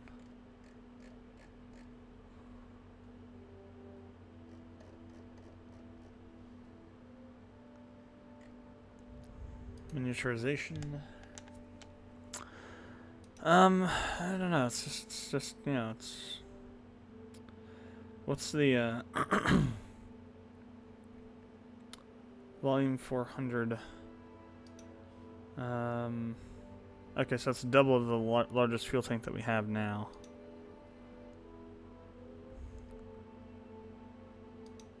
Still not the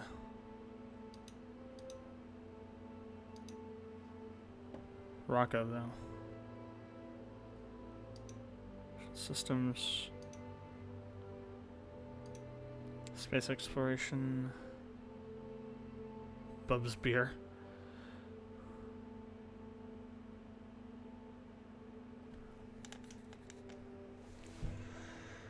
Right. So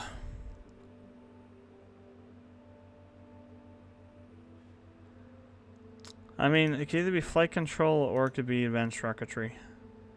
This will give us more fuel so we can get further. Yeah, let's go and do that, because then it's only a little bit more to get to the flight control, so. Well, okay, not a little bit more, but still pretty close to it. We only need about half of that again. Or maybe that again. 45. Yeah, so if we get 27 more, that would get us what we need. So this is able to get us to orbit, which is good. We're going to create a new ship. This will be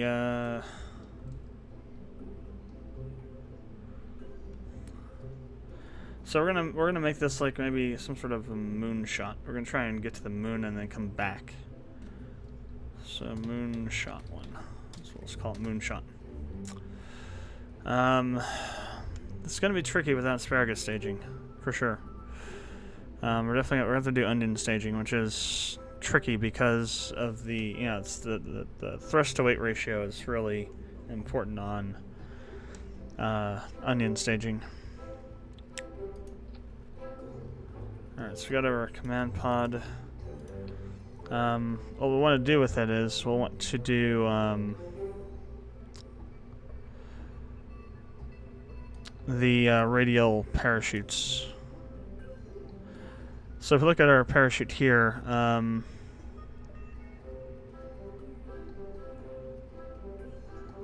where is the... here we go. So safe deploy, I want to know the amount that it slows us down, though. Where's that? It says semi-deployed effective diameter, safe deploy speed at approximately 264, full deployment 100 meter altitude, semi-deploy pressure 0.04 atmospheres. Doesn't show how much it slows you down.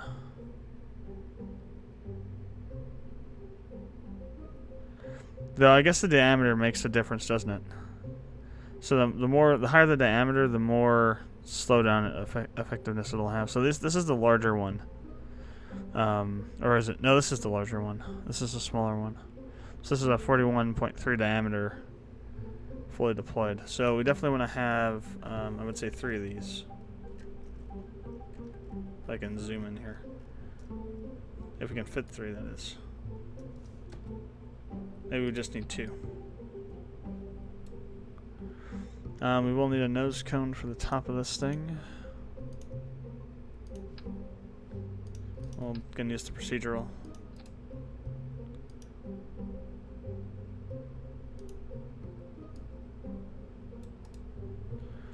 Okay. So let's go and put our science stuff onto here.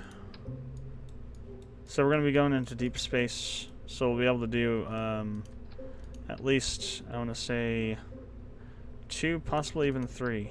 So we'll take 3 of everything. Oh crap. We had it on double still.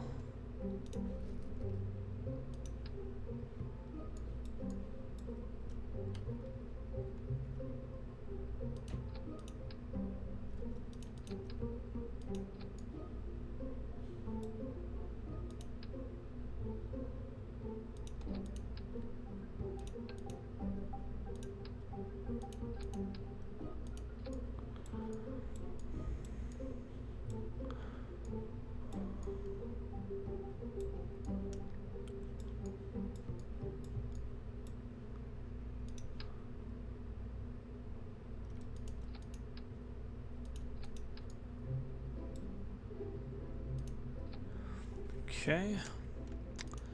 I guess we'll try 2 science juniors. Hopefully that'll be enough parachute to deal with all this stuff. So now we need to go to decouplers. Oh, we do have landing struts. We have micro landing struts.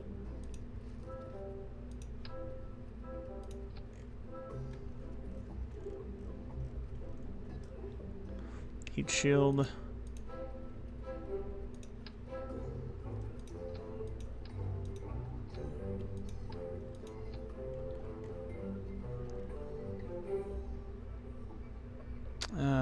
Decoupler.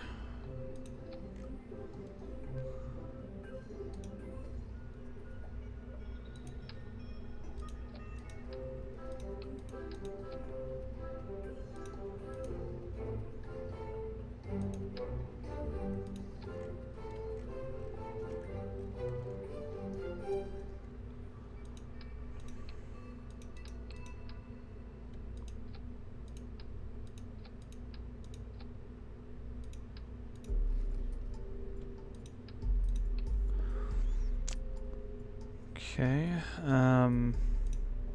so we need some radials. I'm gonna say 3 probably on this one.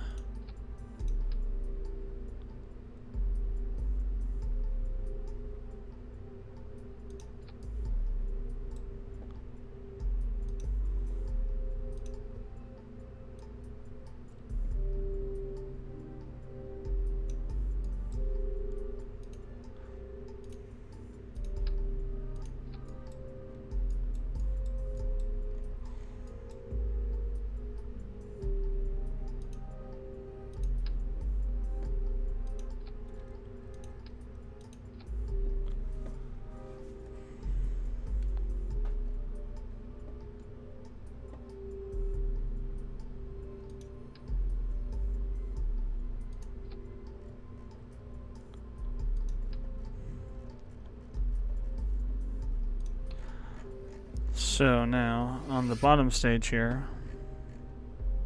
take these decouplers off.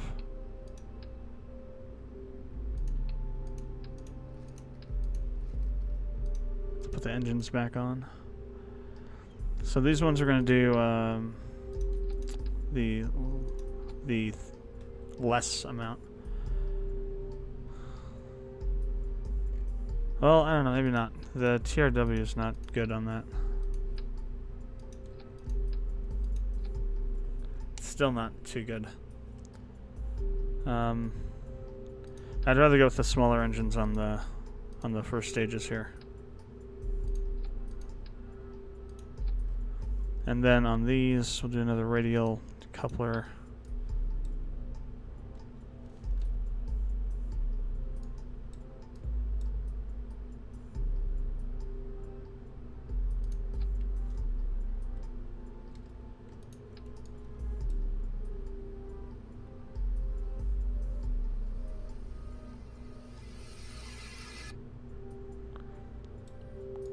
It's not quite right, is it?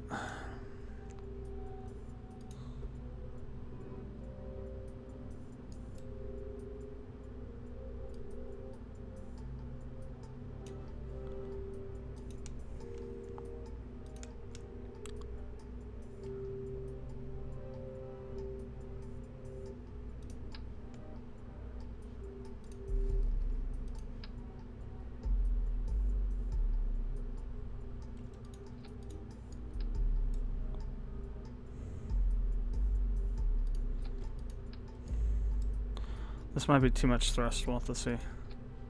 Oh no, it gets us to 1.2 and 2.1. Staging is going to be a nightmare though, so we'll have to figure that all out. Definitely going to need to have this held off the ground.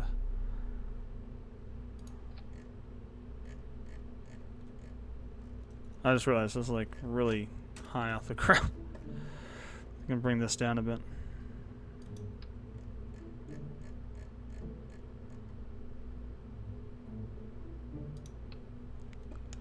Alright, so we got those first.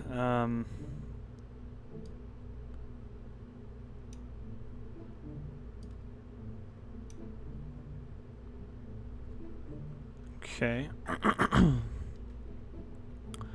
So those will go.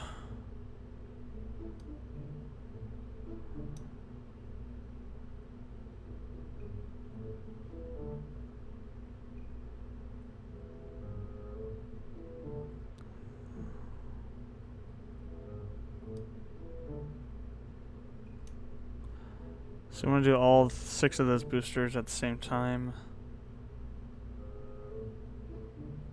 So that's central one. There's these central ones.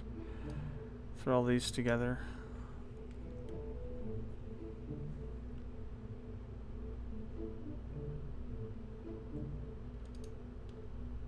Maybe we want to do everything together down here.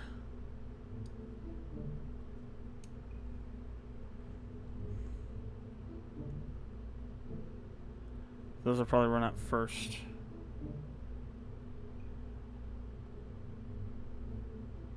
Then those. And the outer ones, then the inner one. And those 3 will go. And those will go. This one, again, we want to have these go probably at the same time. Try and keep our TWR above 1.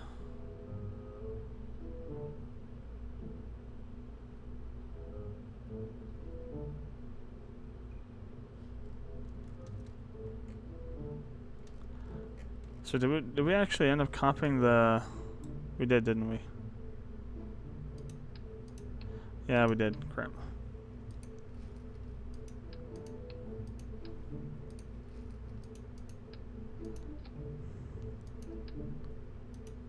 Okay, there we go.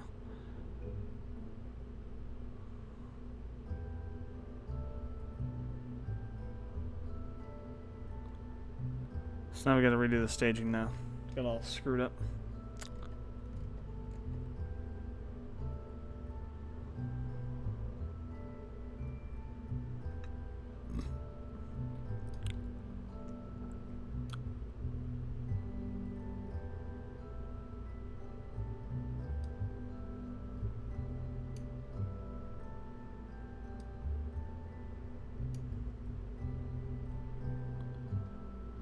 So those come off.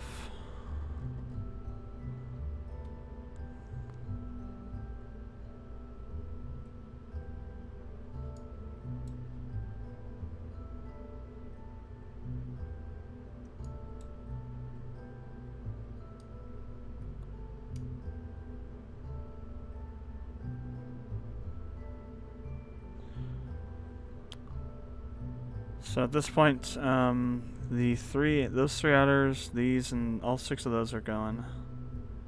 There should be the central one down there should also be down here.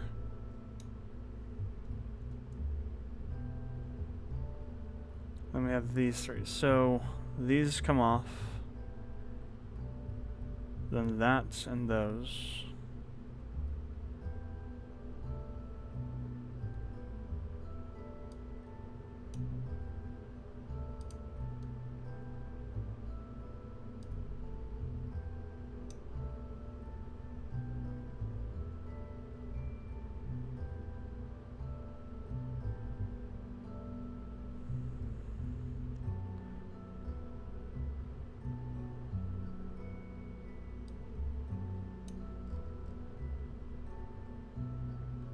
Okay, it looks like the staging's correct.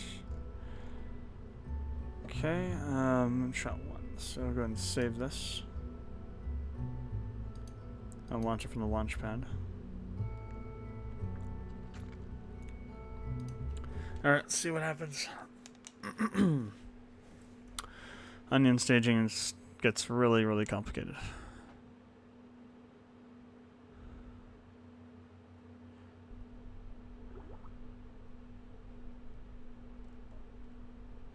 Oh, hell. We need to do some space taping.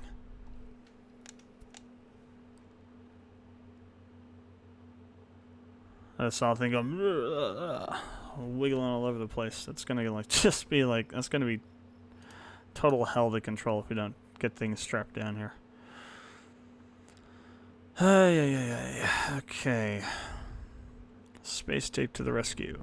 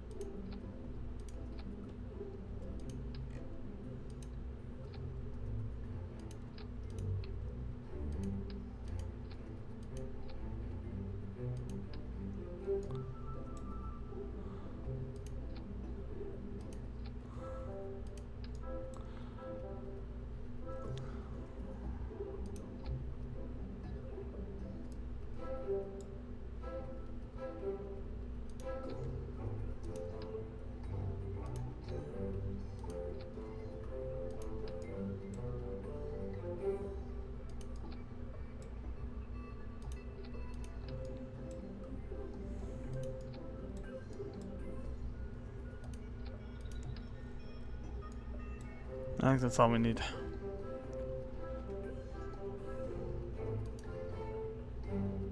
Alright, now we can try launching it. Now it's not going to fly apart. Except in the ways we want it to, hopefully.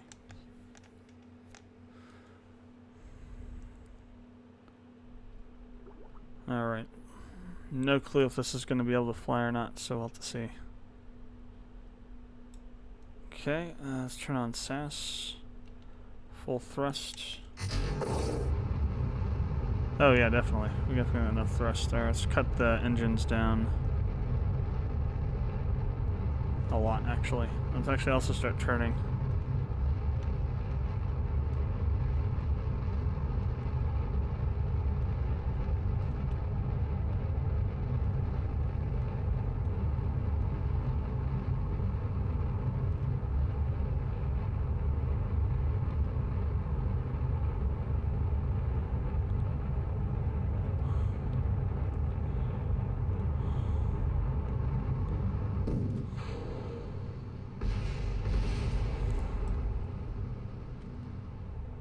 Oh, hell. We had way too much thrust. That's the problem.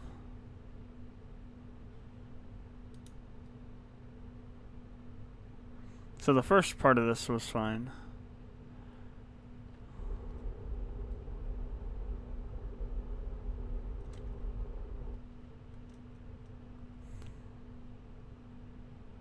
on, Jebediah, get it under control.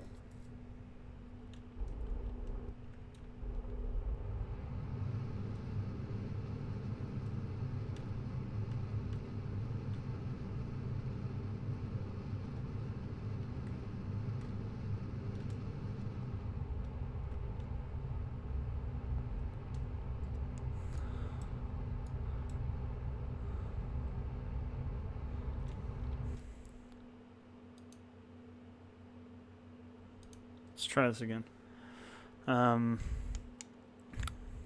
It's definitely a little bit too much thrust, I think. Once we get rid of the solid boosters, so we got to be a little bit more.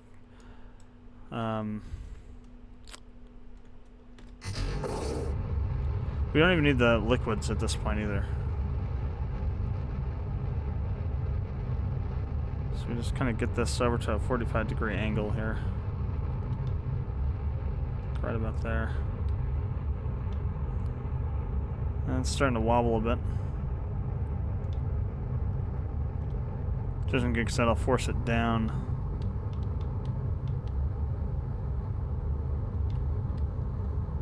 Holy crap. Okay, Houston, we got a problem. Wow. Half the rocket just exploded. Alright, so we need to go back to the VAB. We need to tape stuff to the intersection so it doesn't do that. So we got too much lateral movement going on. I was hoping that would be enough tape, but it's not. So what we have to do is we have to take these.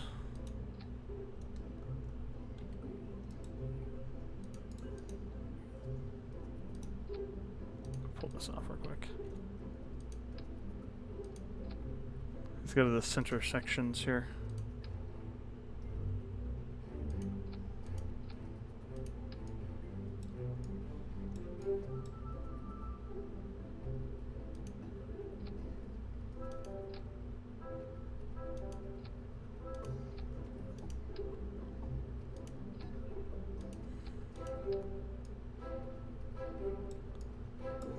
Same thing with this.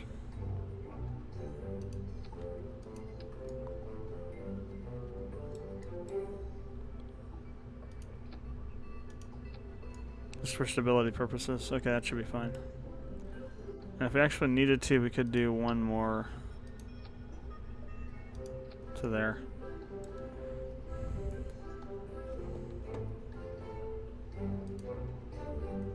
Alright, let's give this another go. Definitely have enough lift though. That's a good thing. Wasn't sure if we would have enough with the boosters. Got plenty. Actually, it might be too much to actually do a turn when I want to do it.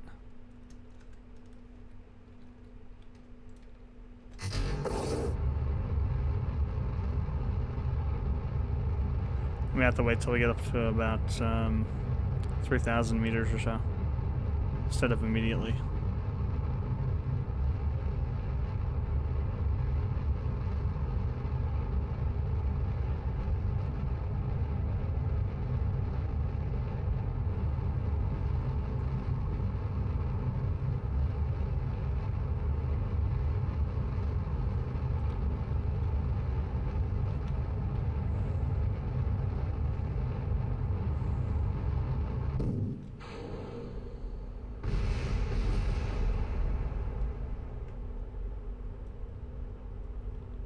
Oh hell, we lost an engine.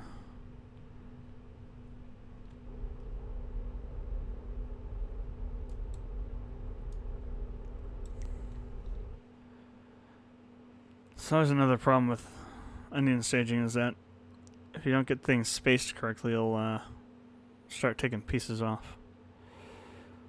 Let's revert it back to launch.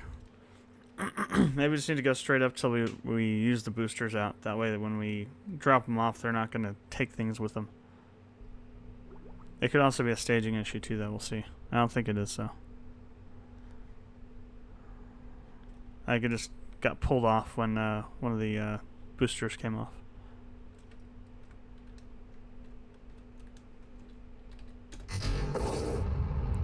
I'm not going to do any turning. We're just going to go straight up till the SRBs are done.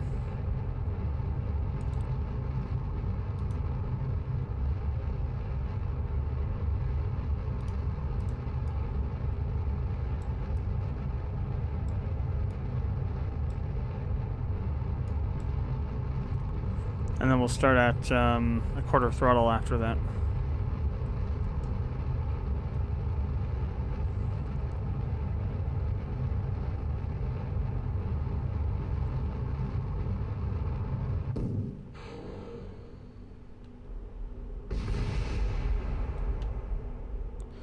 No, it's just too much. The problem is there's too much weight.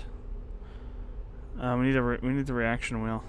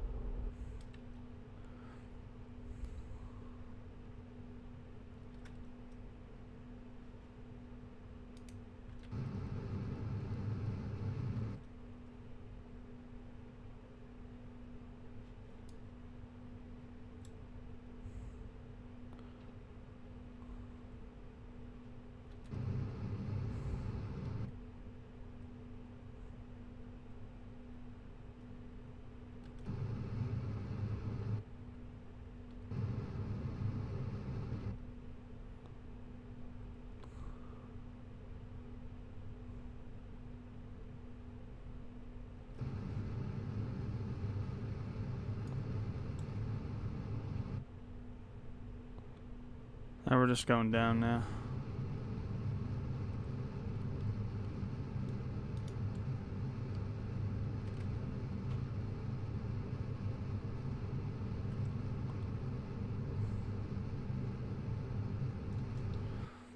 Alright, let's revert back to VAB.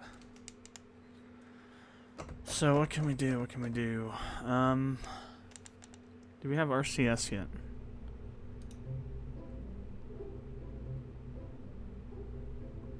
I don't think, no, we don't have RCS yet.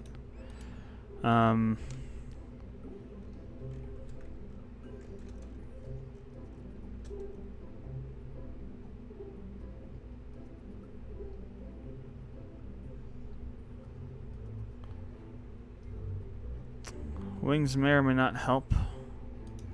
Could try putting them on though.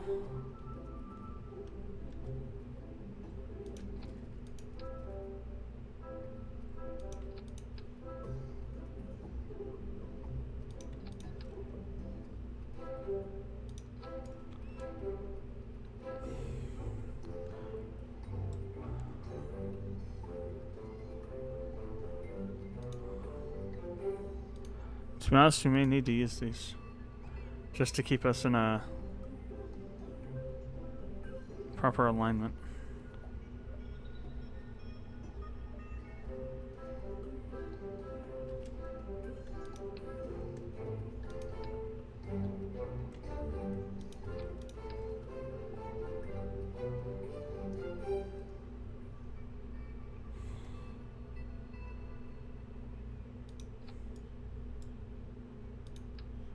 If we're gonna do that, we should take the fins off so they're not getting blown up by them.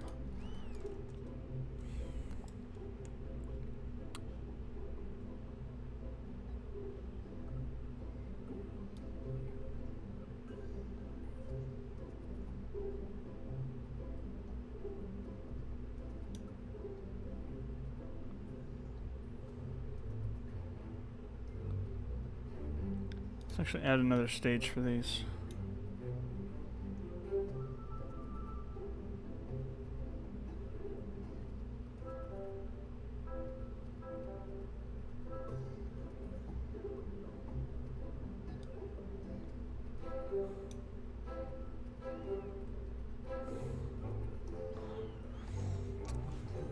And actually, I want to have these go when those go, so,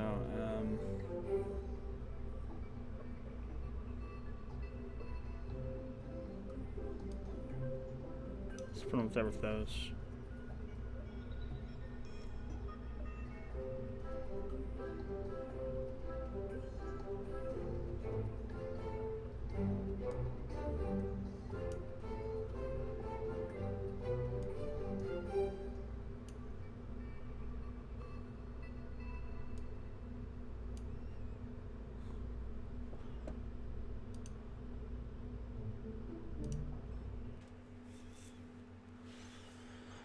Alright, let's see what happens with this. It may not be possible though. It may have too much weight. Hopefully those will act as interim RCS thrusters though. And keep us from spinning out of control. I doubt it, but they might. We'll have to just see how they work. I haven't tried it before.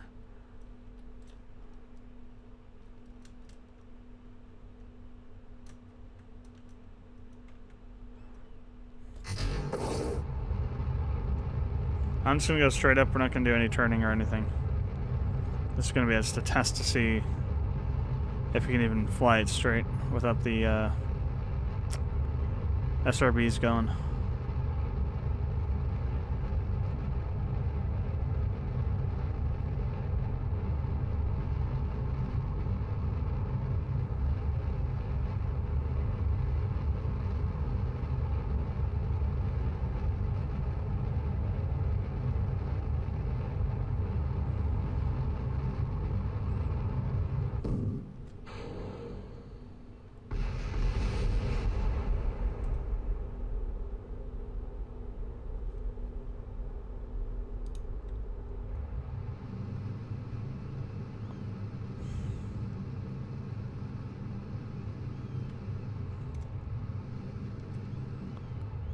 It's just too top heavy. That's the problem. There's not enough thrust or something.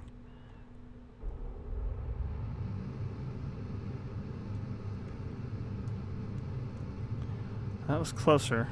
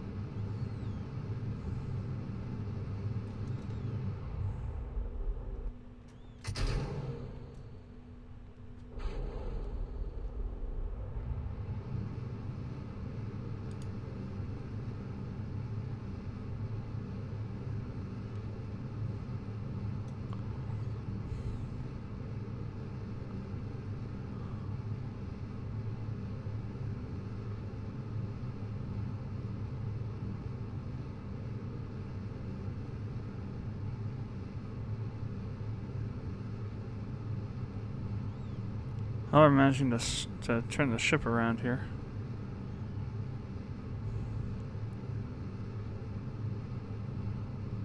We're going back up. Just back up now. We're going in the right direction.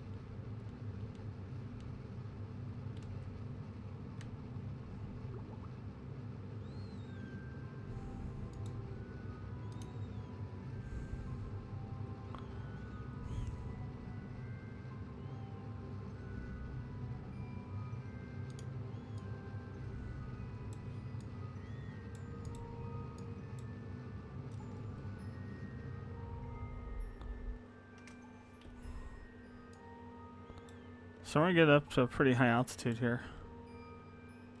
I wasn't watching that at all. Let's speed up here. I'm gonna try and push this out a bit, so the re-entry isn't quite so extreme.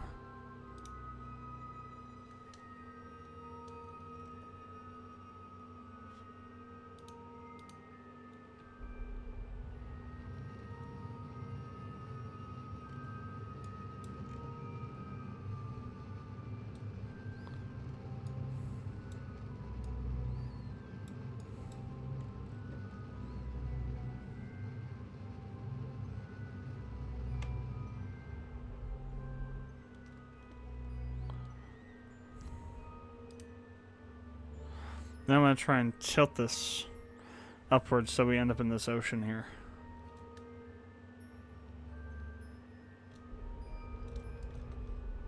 Other way. Have to burn normal, not anti-normal.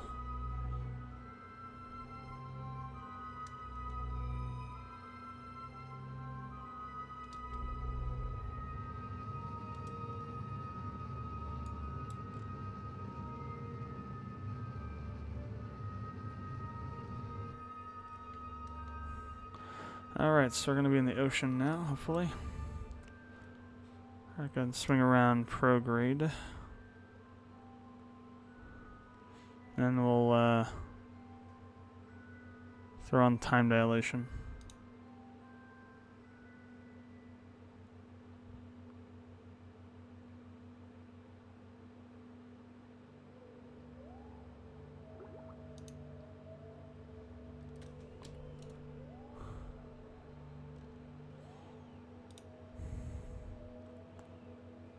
I'll switch around to prograde real quick.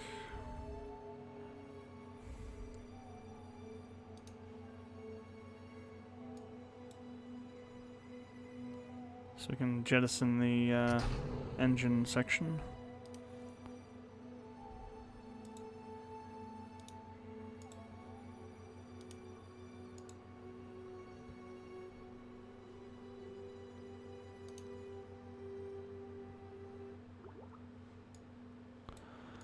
Alright.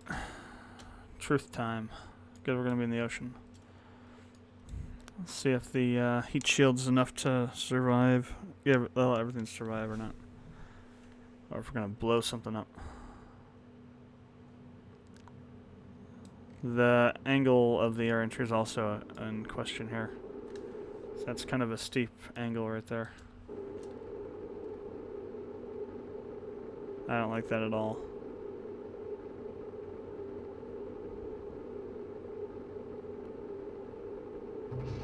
Holy crap, what just blew?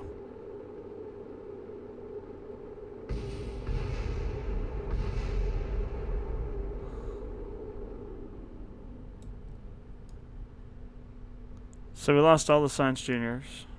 Crap. Parachutes are still there. But all of our science is gone. Crap.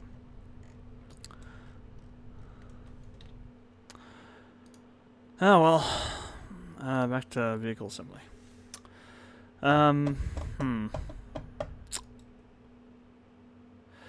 I think that'll be it for now for streaming. Thanks for watching. If you watched it live on Twitch or YouTube, for watching afterwards, have any comments or questions, leave them below in the comment section. And probably, yeah, I might do. Well, it depends if I want to do streaming or not. Because I'm going to do some work on OV on the mining tech demo, and I may or may not. I probably won't for this one. So I'm actually going to do some testing to see how to do certain things, and I'd rather do that, figure out how to do it, than do it on stream in the actual demo, and not have to take so much time figuring stuff out. So if I do any more streaming tonight, it'll probably be for Digimon World or .hack Recode, Geo Recode. I don't think I'll do any more streaming on PC tonight. So, thanks for tuning in, and I will, well, we'll see you next time in a little bit. I gotta get out of here so I can stop the stream. So I still haven't managed to map hotkeys to stop streaming properly with OBS. Do not know why. They just don't work.